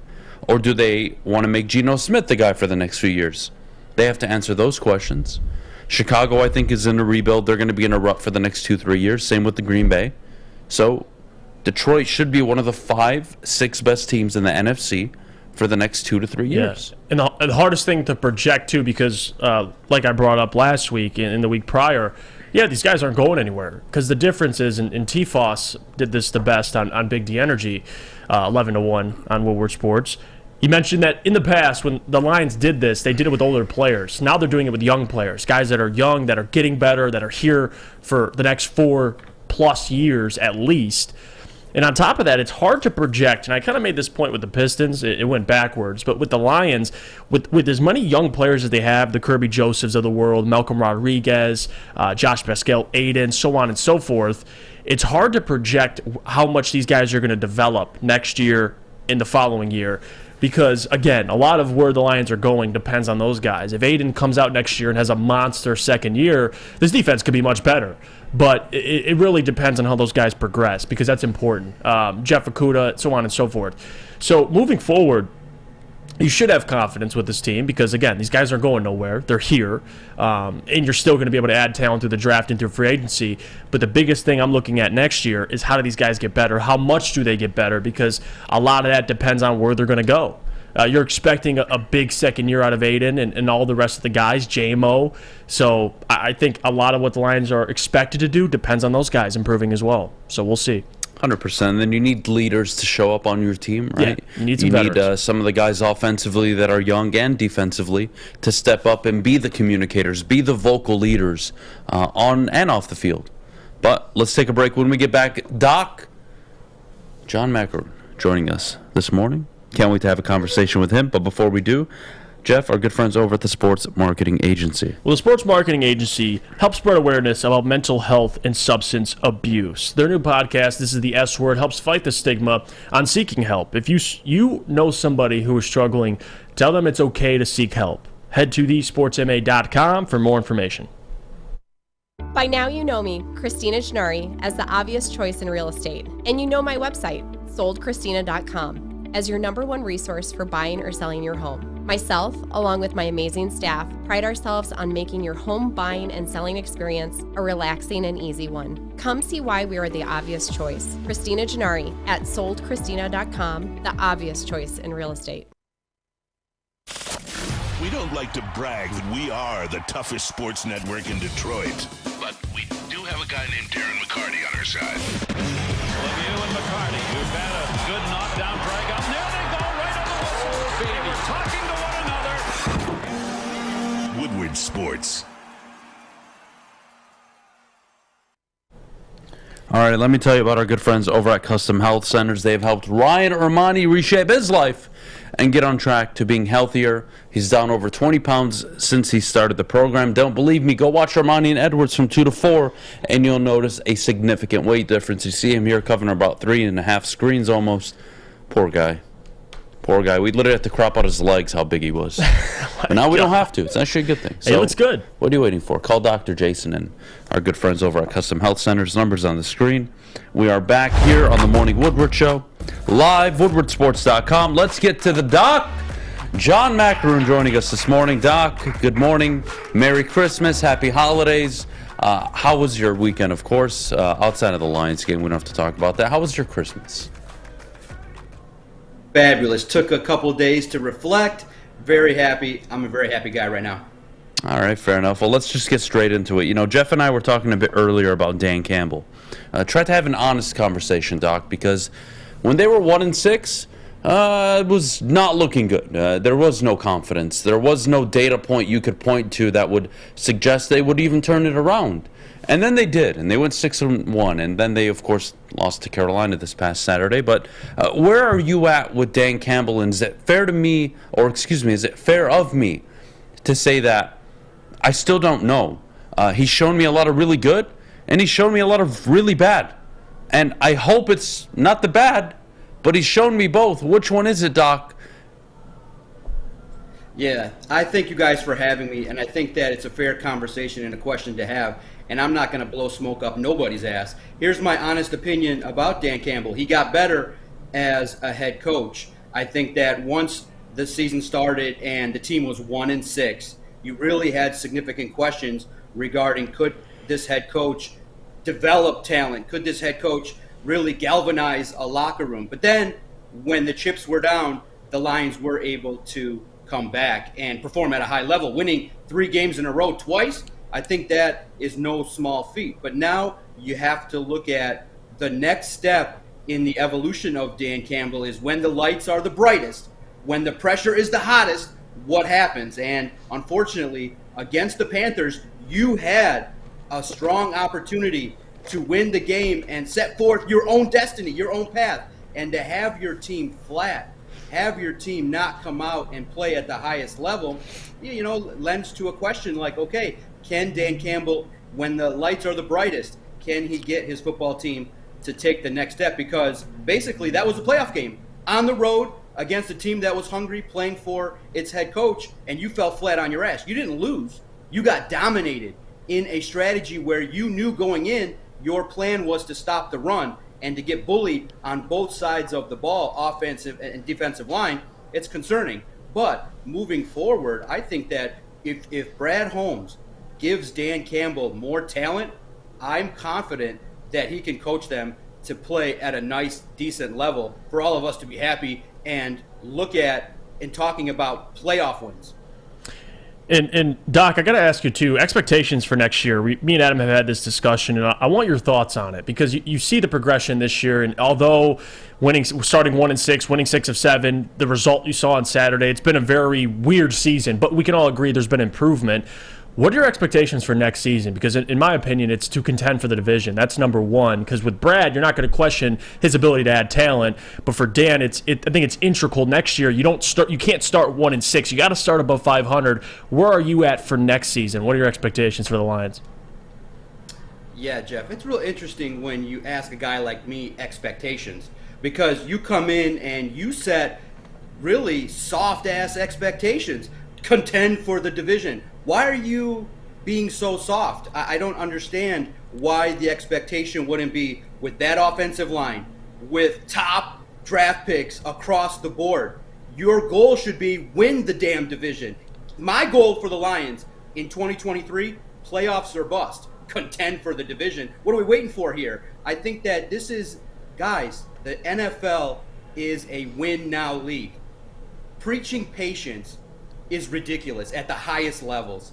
For Dan Campbell, you will have 2 off seasons, a free agency class where Brad Holmes can spend a significant ton of money. You're going to have 2 first-round picks, and you guys are like, contend for the division. No, Lions must win the damn division and play at a high level. And for me, I want them to win a couple playoff games in 2023. Set the expectation at the highest possible level and see where the chips fall. I think that you can't go into a season thinking that the Lions are going to just eke their way in. You need significant progression here. You're going to have a top wide receiver, one of the elite quarterbacks potentially in all of the NFL, top 10 at least quarterback. You're going to have an offensive, defensive line that are going to progress. You need to set your bar much higher.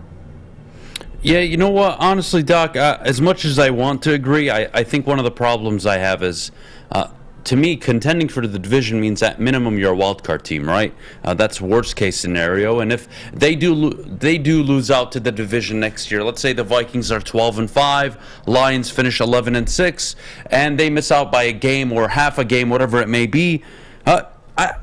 I don't think that's the end of the world for me. Is it what I want? Of course not. But I'm also not.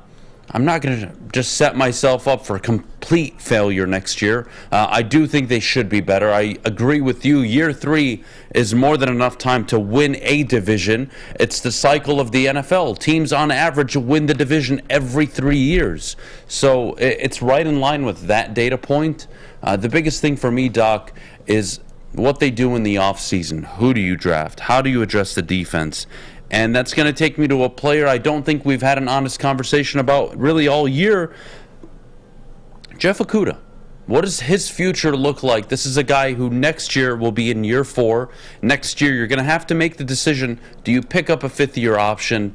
What are your, not only expectations for him in the future, but what have you made of the season he's had this year? Yeah, it's a real interesting, man. I always say friends don't let friends play cornerback. It is the toughest position to progress and to get better at. Look, coming off of an Achilles injury, he's obviously made steps forward. Is he where he needs to be based on expectations? No. I just got done prior to you guys coming on watching the film, and so many fundamental errors, dive tackles, not being at the right spot. You don't want your number 3 overall pick hitting the bench in the second half of a critical game. And unfortunately, he had a brutal game against the Carolina Panthers. But you guys got to remember, Jeff Okudah has only been in the league and has played less than 30 games. So I do expect progression. Do I expect him to meet the level of what a number 3 overall pick represents? No, but it's not his fault that's where he got selected. I just think that the combination of how hard that position is to master versus coming off of an injury versus his inexperience, he's not where he needs to be in terms of his development. I do think he can become a reliable number 2 on a good defense, but I do think for sure the Lions and Brad Holmes are going to be bringing in defensive backs to upgrade the position. Jeff Okudah, I know he's tough on himself. He knows that performance that he just had was nowhere near good enough. He got himself benched. But moving forward, I think he has a spot on this team, but you're not going to pay him anywhere near the top 10 in the entire league. Yeah, we'll go to the other side of the ball, too, because you hear Jameson Williams. You see him liking tweets about getting him the football more, and you've seen his snaps go up over the last couple weeks.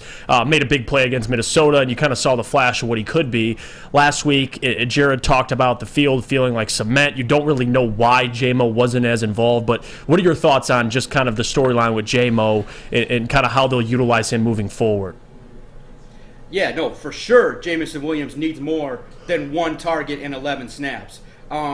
Jared Goff, for whatever reason, takes his sweet-ass time developing trust with clear offensive weapons. I don't know, what do we need to do? Do we need to have Jared Goff climb a ladder and have Jameson Williams and all the other receivers catch him so we can develop the circle of trust?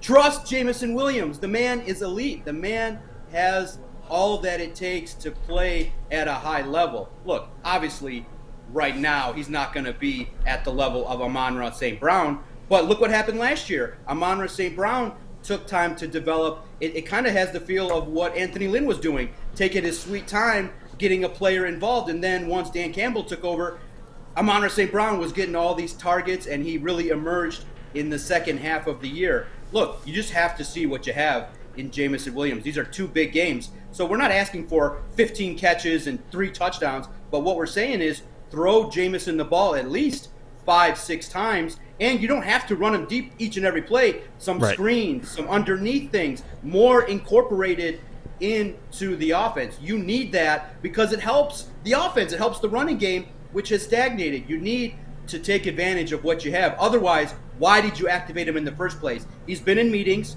He's been practicing for a month. He needs to be utilized at a much higher clip. Everybody that's out there in the chat room and talking about Jameson needing to be used more, absolutely correct. I don't understand what the deal is. Why are they being patient with him? Yeah, that has been a concern for sure, Doc. One of the most important things I think you just hit on is we're not asking for 7, 8, 9, 10, 11 targets. Get the guy 4 or 5 targets.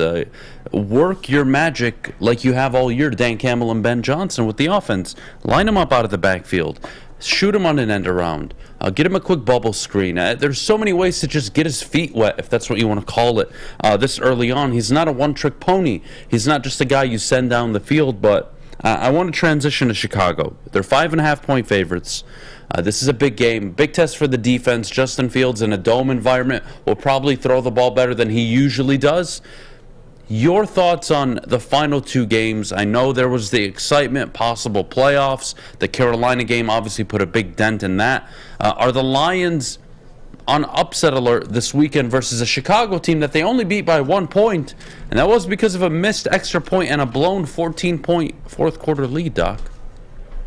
Yeah, see, I see the Lions rebounding. I think that, how I always look at things, I look at what's the most pain the Lions can give you. What's the most disappointment that organization can give you guys, the fan base. And I think it would be a dominating win against the Bears, and you have the scenarios line up where you go to Lambeau Field and you have to win and you're in, and then the Lions have whatever happens to them to prevent them from getting in. But I like this matchup versus the Bears. I think that if you can limit Justin Fields, if you can not let him run all over your defense, if you can clean up and correct the abysmal play that you had on defense, Jared Goff is a night and day quarterback when he's playing at Ford Field. That atmosphere is going to be electric. Everybody knows it's a must-win for the Lions. I think it's going to be an easy victory for the Lions. That offense at home should play at a very high level. And then you got to, unfortunately, you have to scoreboard watch. You have to hope that Seattle and Washington and the Giants continue to fall back so that you have an opportunity. The worst thing that can happen, it's not out of the realm of possibility, is that the Bears upset the Detroit Lions, but that could potentially be the worst case scenario for the Lions to get eliminated at home. That would be abysmal. But I think that you can relax. The Lions are going to win this week. Yeah, no, I'm with you, Doc. I think they take care of business this week. And not to look ahead, but I want to see where you're at right now. 2 games left in the schedule. You got the Bears, and then you go to Lambeau to face Aaron Rodgers. Kind of the feeling you have. You've kind of already spoken your thoughts about the Bears, but going to Lambeau, and again, a lot of things have to happen. Obviously, that their opportunity to control their own destiny was beating Carolina. They didn't do that. Now you need some things to go your way. But I want your confidence level. Obviously, they beat the Bears. Let's just say that. Going to Lambeau, facing the Packers. What's your confidence level and just how the Lions finish out the season? Do they beat both the Bears and the Packers?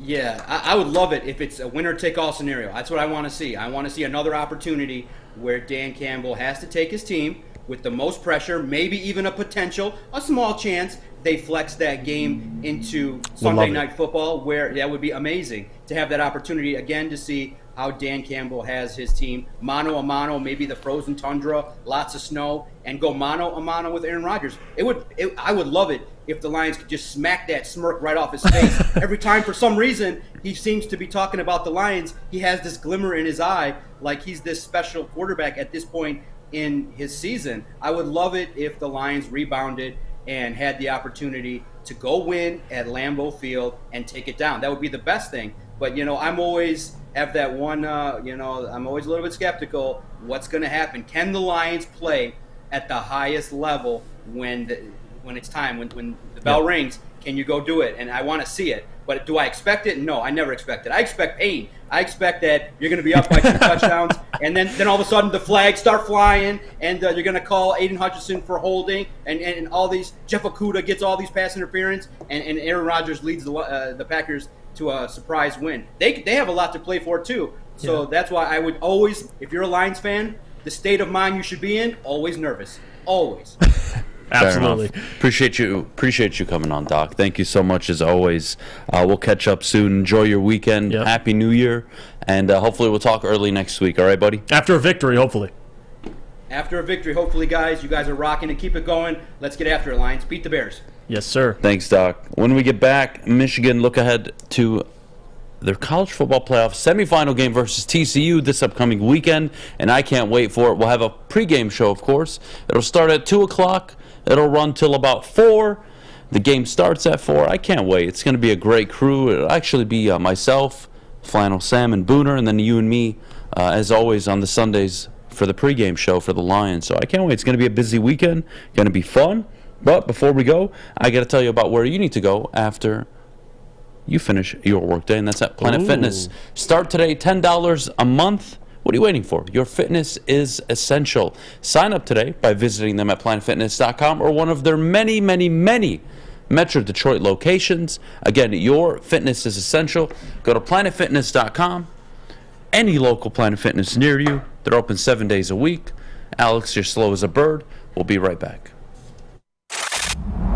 Love Woodward Sports? Love wearing clothes? Then you should be wearing Woodward Sports clothes. Check out our full line of merch at woodwardsports.com. Just click on Shop. We have all your favorite designs, like Dan Campbell kneecaps, Beverly Hills Golf, Woodward Golf, and of course, our own logoed out merchandise. Men, women, infants, kids, all love Woodward Sports. Impress your friends. Impress your boss. Impress your dog. Buy Woodward Sports merch today.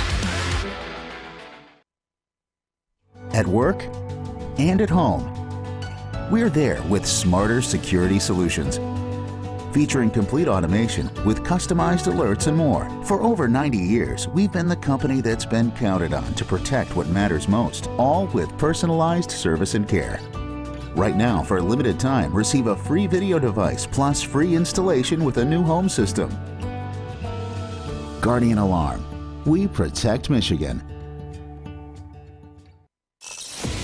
Sports network in Detroit that starts with a W. You know, because we win. Woodward Sports, Detroit's winning sports network. With New Year's Eve approaching, Swiss Insurance wants to remind you to insure those gifts of jewelry or collectibles because in the last 2 weeks alone, Swiss has saved its clients on an average of 26% on their insurance premiums while increasing coverage. That's a lot of money to free up for New Year's Eve. New Year's Eve, Happy New Year's from Swiss Insurance. And don't forget, go blue.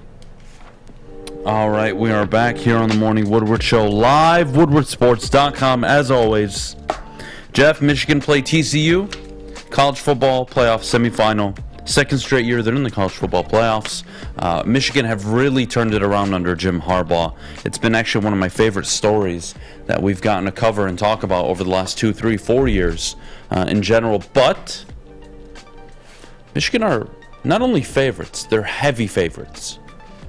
And with that comes legitimate expectations. Yep. We talk about Georgia wanting to take down the defending champs, possibly in a national championship game. Well, you got to get there first.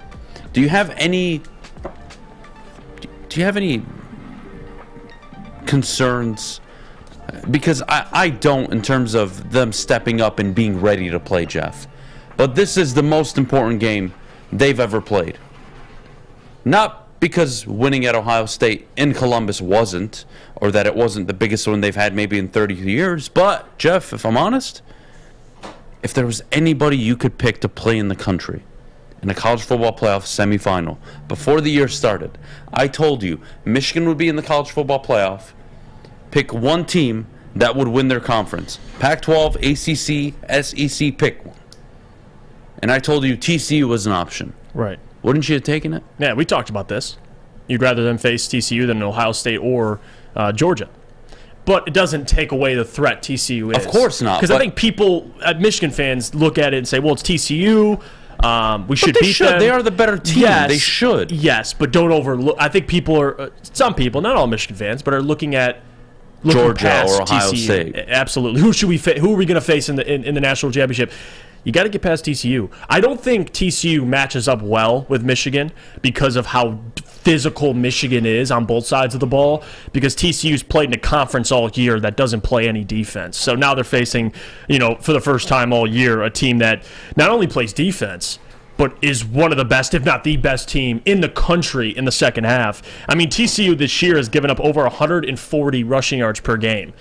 Plays right into Michigan's strength. I mean, they're averaging over 240 on the ground. So Michigan should cruise to a victory. I think it'll be closer than people think, but TCU is still a threat. I mean, you look at what they did against Purdue, and it's different because now they have longer to prepare for TCU, but look at the Big Ten championship game. Aiden O'Connell to who they call Chuck Sizzle, who is Charlie Jones.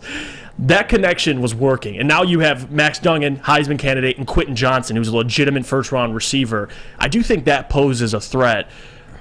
But I could see Michigan struggling in the first half like they've done all year and just completely sailing away in the second half. But I do think TCU is a threat. I just think Michigan's they're poised to make a run this year. If not now, when? They have an opportunity to not only make the national championship, but to win it with how open college football is. And they got to capitalize. Here you go. Here's TCU. Go take care of business. It's in front of you, Michigan, and I'm actually very excited for Michigan fans. This is the ultimate drug. This is the ultimate. This is euphoric. It's amazing. You get to play in a college football playoff semifinal game, and you are the favorites. You are likely going to play in the national title game. Holy hell, must be nice, right? Seriously, like let's put this into perspective. This next week, 10 days, 14 days, are some of the biggest we will ever discuss about Michigan football, possibly. And if they win on Saturday, Jeff, oh my goodness. So there's so many implications that go into their future. We talk about the history of Michigan, how it's been irrelevant for probably, 22, 23, 24 years. They couldn't beat the Buckeyes. They haven't won since 2000 on the road. A losing record against Michigan State, losing record against Ohio State since 2000, yada, yada, yada. Now what? Now what? Right? It's Michigan who are on top. It's Michigan who are the better team. And I'm here for it, man. Mm-hmm. I love when Michigan are good. I think it's really good for the sport. I think it's good for the Big Ten. And Jim Harbaugh did it at the perfect time. USC's coming to town. UCLA's coming to town. They're joining the Big Ten. Who knows how this playoff expansion, realignment, how that will play out in the future. But the point is, who's recruiting? Who's pulling players out of the transfer portal like Michigan have? There's only a handful of teams. Right now, we talk about the upper echelon of college football. Yeah, you talk about Alabama. Yeah, you'll talk about Georgia. You want to throw in Clemson? Sure. Michigan's there now. And they've been there for 2 years. Last year, they thought it was a fluke. Nah, they ran the table this year. They left no doubt that the year prior was not a fluke. And they ran the table, and they won the Big Ten, and they beat Michigan State, and they beat Penn State, and they beat Ohio State on the road. They left you with no questions against Purdue in the Big Ten championship game, and I expect them to go out and beat TCU pretty handily. Yeah. And I'm here for it. I think it's going to be great. And that's why I said this weeks ago when I was pretty passionate discussing expectations for Michigan. Michigan fans, I know the big thing was, well, they just got to win a playoff game. If they win a playoff game, it shows improvement. Like, screw all of that. Your expectations for this team. It's a program-defining win. Yes. It's their first college football playoff win. Yes. And that, again, I can't predict the future. But I like to believe I can at least make an accurate prediction / assumption that if Michigan wins at least one playoff game and they go to the championship game, that alone might leapfrog them above Ohio State in recruiting for the next 2, 3, 4 years. Who knows? But imagine winning a natty. Now you've become part of the Georgia, part of the Bama, part of the Clemson, even part of the Ohio State, because they've won a national title. They've won in the college football playoff before. So you join elite company. LSU, even though they're really inconsistent, but they find ways to win natties. It's unbelievable. But you join that tier. Michigan has always had the brand that's good enough to be with those teams. They've just never had the results on the field. Jeff, a win on Saturday, dare I say a national championship? A young quarterback? J.J. McCarthy? Who's back next year? Donovan Edwards back? You're returning a lot of these players? You've already had a lot of transfer portal commits. I mean, this is an insane time to be alive if you're a Michigan fan. Yeah, no question. Because you have the world in front of you, and you don't even have to win the natty to make a significant difference. You just have to beat TCU. And if you do, and you play Georgia or Ohio State, and dare I say you win the natty, who's got a better recruiting pitch? Who? You guys tell me. It's a big week. And that's why you can't look past TCU, but Michigan fans should expect, not only to go to the Natty, but to possibly win it. Because I even think Georgia's going to be the tough one. But I think I'll give Michigan a puncher's chance against Georgia. They're not the Georgia of last year. I think Michigan's gotten better defensively. They didn't seem like they lost a step, but you can even argue they got a little better defensively. So here it is. It's right in front of you, Michigan. Go take care of business. I think the expectation, it's fair for Michigan fans to say, go win the Natty, because it's wide open this year, and as they should be. All right, let's take a break. When we get back, I actually want to continue the conversation on Michigan. We'll preview the Pistons a little later on. We'll get to Mailbag at 9:50, but before we go, I got to tell you about Cousins Maine Lobster. That's where you got to have lunch today. What are you waiting for? Scan the QR code that you see on the screen right now.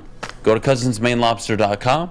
Check out where their food truck is and go enjoy yourself with some clam chowder soup, some lobster tacos, the main roll, which is their most popular dish on the menu. What are you waiting for? Check them out, give them a try, let them know Woodward Sports sent you. We'll see you right back in just a minute. As chilly weather approaches, Big Boy's got the perfect comfort meals for you. Try our hearty classic meatloaf or our creamy Cajun chicken Alfredo. These will be sure to leave you craving for more. How about breakfast? Our stuffed potato pancakes are back with our Lumberjack, Blockbuster, and Santa Fe Garden. These potato pancakes will definitely fill you up. Whether it's for breakfast, lunch, or dinner, come stock up on the perfect comfort meal today. We'll see you soon at Big Boy. My name is Lee. I've lost 35 pounds on the Custom Health Center program. So the three biggest benefits that I've gotten from this program has been, I'm not snoring anymore, I have a lot of energy, it's great, and oh, by the way, look at this. No, I'm just kidding. No, I'm just kidding. Call us at 844-789-THIN or visit CustomHealthCenters.com for a free consultation and get started for as little as $5 a day. Get a shot up. This is for the win. All of Detroit's sports teams live on Woodward. All of Detroit's sports coverage lives on Woodward Sports. Driving the best in Detroit sports coverage. All right, let me tell you about the official meat supplier of the Woodward Sports Network. He has finally returned after a 2-day layoff, and that is Fish with his damn sausage. The official meat supplier right there. No, I'm kidding. It is Chef Dave and the Butchery. Artisan breads, Wagyu meats, sandwiches to die for. You name it, they've got it. What are you waiting for? Order today at thebutcherysl.com or give them a call, 248-682-COWS. That's 248-682-COWS. We are back here on the morning show. I want to continue the conversation about Michigan, Jeff. And let's talk about a possibility. Michigan lose on Saturday. They lose to TCU. Then what? I think that narrative arises again for Michigan. Can they win big games, especially when you're favored against, this isn't Georgia you're facing, this is TCU.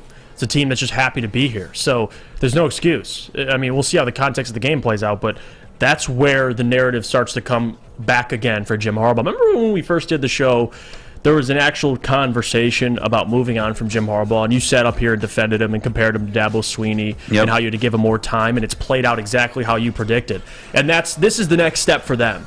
Yes, you're in the dance once again, back-to-back years. But you got to win. You got to take that next step, because if not now, when? You have a wide-open opportunity this year, and like you alluded to earlier, with the changes to the Big Ten, with how the landscape of college football may change and is going to change with the new playoff format, this is one of Michigan's last wide-open chances to not only make a natty, but to win it. So I do think if they lose to TCU, not only would that be a tremendous upset to a team that's just happy to be in the playoff, but you'd start to see those, as much as I would disagree with them, you'd start to see those conversations come back up. The doubters would show up, and I think rightfully so. But I'm very much I like to see narratives before they happen. Right. If that makes sense. Do I see a Monday show where you and I are prepping for the show and we're talking about Michigan losing? I just can't envision it. It doesn't just sit well with me. I don't see that happening. Having said that, it'd be a major disappointment. And why did we campaign for J.J. McCarthy all these years? I'm really only a year and a half now, but regardless, why? For moments like this, for moments like Columbus, do you have a guy that can win you a game? You seem to have him now. And you have a complete team, and you have the best offensive line in the nation, and you have one of the better defenses in the country, and you have an explosive offense. Okay, now what? Can you beat TCU? I think they should, and they can, and they will not lose. I just don't see it happening. Would it be a disappointment? It would be a major, major disappointment. And no, this isn't anything can happen on the football field. TCU can show up and play a good game. You should prevent them from playing a good game. It's that simple. But I can't. I just can't see it happening, Jeff. Michigan are the better team. They're better coached. They have the better defense. They have the better quarterback, in my opinion. Even though Max Duggan has been phenomenal this year, I think J.J. McCarthy has been more excellent for what Michigan have asked him to do. Because he's given them the game manager, but he's also given him the flash and the flair and the dynamic play. Now Duggan has the stats to back it up, sure. TCU have asked him to play a different kind of way in a Big 12 where defense isn't played. But regardless, both very good quarterbacks. Right. It's going to be quite the game. I do think Michigan win it by at least a touchdown. They should be comfortable for most of this game. I agree. I think TCU, it's just a bad matchup. I mean, physically, Michigan, in my opinion, is going to dominate TCU with what their offensive line has done, their defensive line. It's a terrible matchup. But again, I can't get past Max Duggan and Quentin Johnson. Like those two, they've won a ton of games. Who's talking shit about Jim Harbaugh and Dabo Swinney? What am I missing? No one's talking. It just I was making sure you weren't saying Jim is Dabo right now, but the first handful of years. You go look at Jim Harbaugh's first 7 years and Dabo Swinney. They have the same amount of national titles, 0. They have almost the same amount of wins, the same amount of losses. Yeah, that's what you were comparing. The only thing Jim was missing that Dabo had on him was conference championships. Right. But Dabo didn't have to play Urban Meyer once a year. It's that simple. They were relatively the same coach. And what happened? Deshaun Watson happened for Dabo. And then he got to a title game. And then he finally won one. And then he got to, with Trevor Lawrence. He won one. And then he lost. They were in the college football playoff every year. Years 7 and 8 now for Jim Harbaugh have been exactly what they were for Dabo Swinney. College football playoff appearances, now can he go and win one? They've been the same coach since their start to current finish for Jim Harbaugh, at least, and his tenure at Michigan compared to Dabo at Clemson. What's wrong with you guys? Am I missing something? And Chuck says, WoolworthSports.com, and Dabo didn't have an OSU in his conference. Yeah. Urban Meyer, the second greatest coach in college football history. You guys forget about him? Anybody? Did we not remember what Urban Meyer did at Utah? Or at Florida? Or at Ohio State? Nah, fuck it. We'll just remember what he did in the NFL, because that's important. Right. Jesse says, Dabo had to beat Jimbo Fisher, and at the time, Jimbo and Urban were the same guy.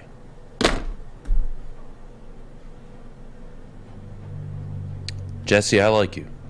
I want you to delete that comment before I ban you from the chat. Jimbo Fisher and Urban Meyer aren't, never have, and never will be the same guy. Thank you very much. I love that. I love the Adham face, the appalled face. Don't double down on this. Don't double down, Jesse. I like you so much. I really do. But overall, opportunities in front of Michigan. They just got to take care of business, and they could do it. I still have Michigan winning the game. I don't think TCU's. They're winning this game 100%. Yeah, I just don't see and maybe I'm wrong. I could be completely wrong. We'll see Saturday, but I just don't see a 2-3 score win by Michigan. I could see I don't want to give away the prediction, but I don't think it'll be a pushover. That's all. I got respect for TCU, but we'll see. Maybe they'll get absolutely destroyed. You never know. Yeah, we'll see. We'll see how it plays out. We got a lot to talk about. Mailbag coming up in just a bit, but before we go, Jeff, I got to tell everybody at home about our good friends over at Bedrock Detroit in the Monroe Street Midway. It has officially returned. Arctic slides, puck putt, you name it, they've got it. You can shop, eat, and play at downtown Detroit at the Monroe Street Midway in the Cadillac Lodge. all winter long. What are you waiting for? Check them out. We'll see you back for a mailbag in just a minute. Introducing the Planet Fitness Guide to getting that post-workout glow. Step 1. What's your why? More epic energy? Better sleep? Blow off steam? Step 2. Join Planet Fitness for just $10 a month and get moving in our clean and spacious clubs. Step 3. Bask in that post-workout glow. Join Planet Fitness today for just $10 a month. Join today at any of the 50-plus Detroit area locations.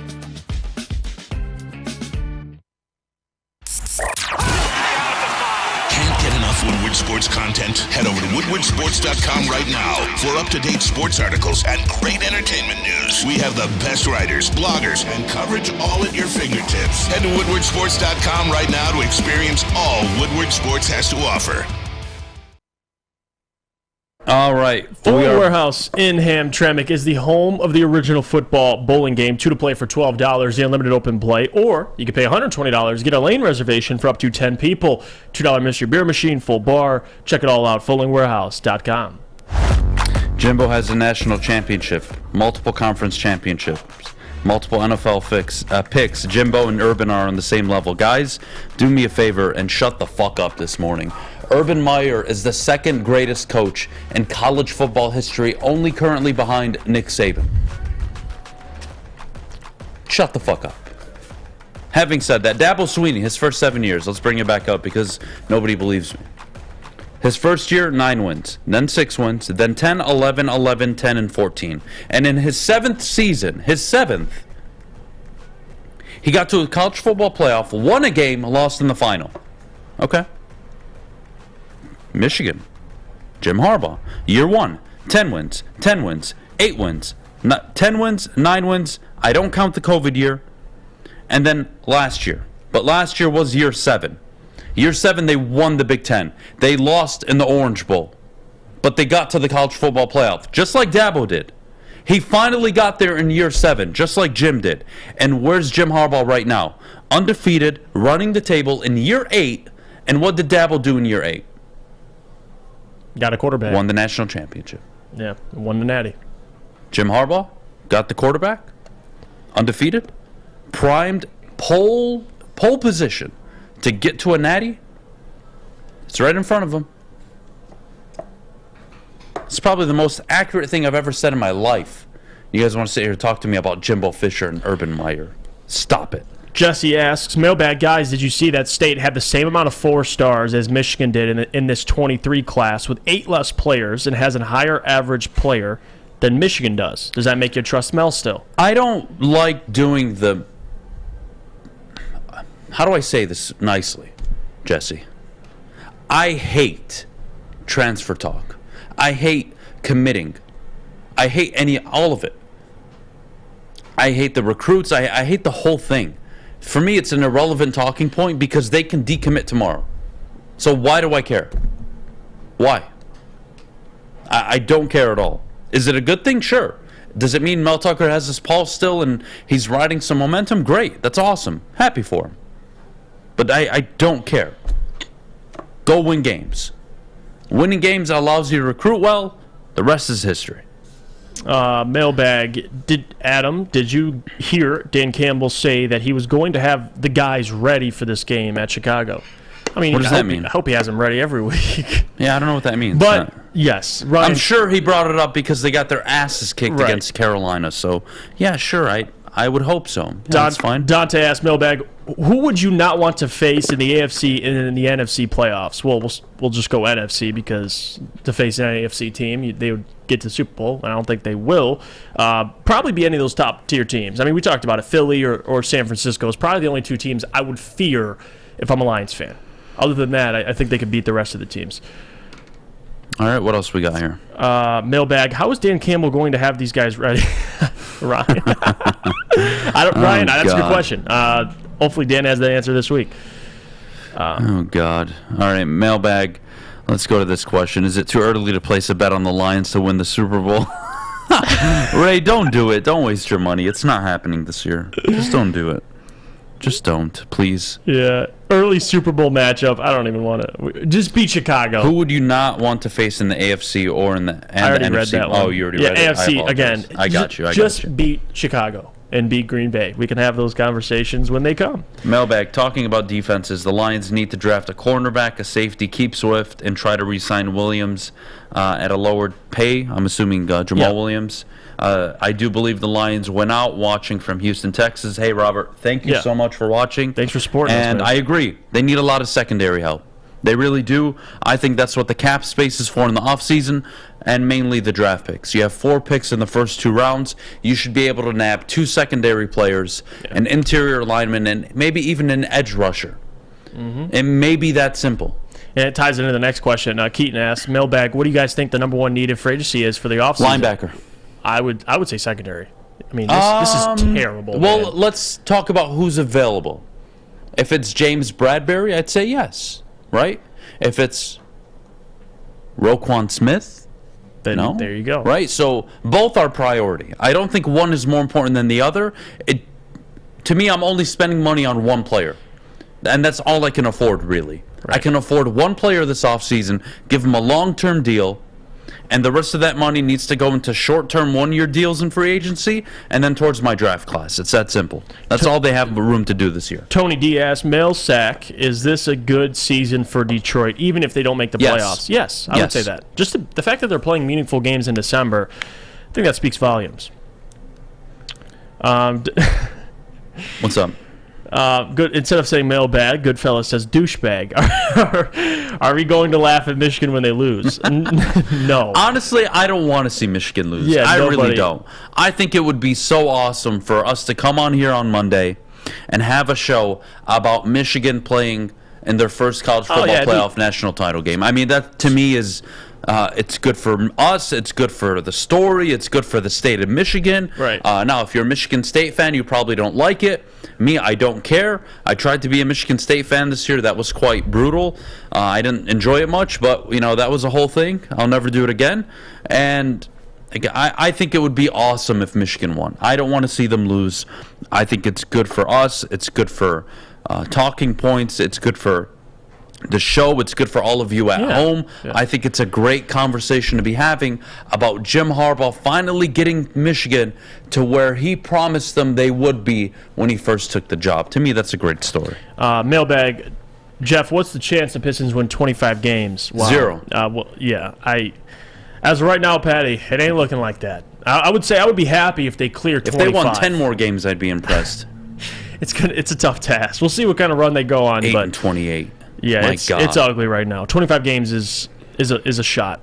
It's quite the long shot here. Do we really want to see Swift on the team next year? No, you don't have a choice. He's under contract. Even if he walks, you get a compensatory pick anyway. So regardless, if they trade him, if his value is not there, let him walk. I mean, at the end of the day, you're still getting something. All right, Mailbag. Who wins, Georgia or that team down south? And the matchup we want to see Michigan play in the title game. I think Georgia wins. Yeah, I would agree with you. I'm going to say Georgia wins, but regardless, if you're Michigan, you benefit from either team if you get there. Because if it's Ohio State and you win, you own bragging rights for the next 100 years.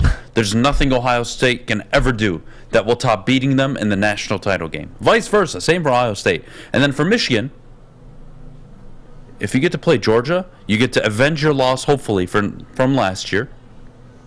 And on top of it, you're beating the big dog of the country. You're beating Georgia, who are recruiting at a top level. NIL at a top level. They do everything at a top level. Kirby Smart has built that program. To take an SEC team down, to me, is more important than beating Ohio State in a championship game. That, to me, overqualifies you, and it puts you in the driver's seat for years to come in the Big Ten. Adam, would you smoke 2 hookahs if the Wolverines and the Lions both win? I might do hookah and some Coke. Who knows? Oh, my God. Okay, maybe not Coke. Who knows? I don't know. You never know what happens on this show. Jesse has a good question here. It's a funny question. Oh, God. Mailbag, guys, on a scale from 1 to 10, how hard does Ryan cry if TCU pulls the upset? Second question, over under How many? Oh God, no! Come on, Jesse. If they lose, Inappropriate. bottom line is they're not going to be happy. Like any Michigan fan. I mean, let's be honest. Here. You lose to TCU, they'll cry. They'll cry. They'll be Mailbag, done. can the Lions beat Green Bay on the frozen tundra?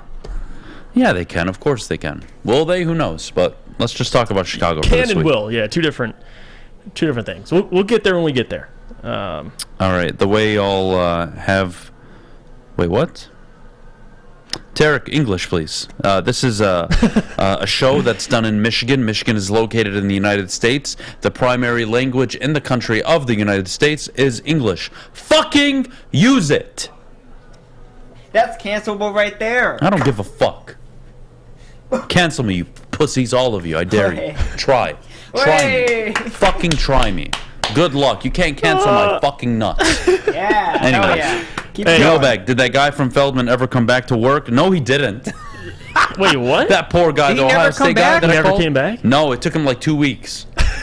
He didn't show Hey. up to work for 2 weeks. Think about Yikes. that. Poor Wow. guy. Wait till they lose to Georgia. Oh Yeah. yeah, that's Oh my God. it's tough, man. Oh It's my a tough God. world out there this Hey, year Gabby. for Ohio State fans. Was that a no? Yeah, very aggressive. Yeah. My bad. Sorry. Who wins the Super Bowl? But last question. Who wins the Super Bowl? We haven't done that That's in a a minute. That's an off the top question. I haven't done that in a minute. I think it's. I'm gonna be honest. I think the Super Bowl winner I is think on the Niners. Wow. I think Brock Purdy You wins just straight up took. I was just gonna say I think the Super Bowl winners in the AFC, and you just said the 49ers. Niners. I give you credit. that. Niners, and if it's out of the AFC, I would say the Bills. Okay. I think they found something with I'm James Cook. gonna go with the Chiefs. Well, that's it for today's show. We're out of here, Fish. Very That not. might be it for your life. Huh? That might be it for your life. You might get canceled. You might not come back. Fish, it's 0 chance. 0% chance. Not gonna happen. Okay. You know what they can do, right? Don't say it. I have an idea. You know. I have an idea. We are out of here. Goodbye Let's go. to all of you. Check out Big D Energy. It's coming up at 11 o'clock. Ermanni and Edwards at 2. And, of course, the heavyweights at 5. Till tomorrow, you all have a great Wednesday. Enjoy the cold weather, because I won't. Go watch darts and football. How do you not?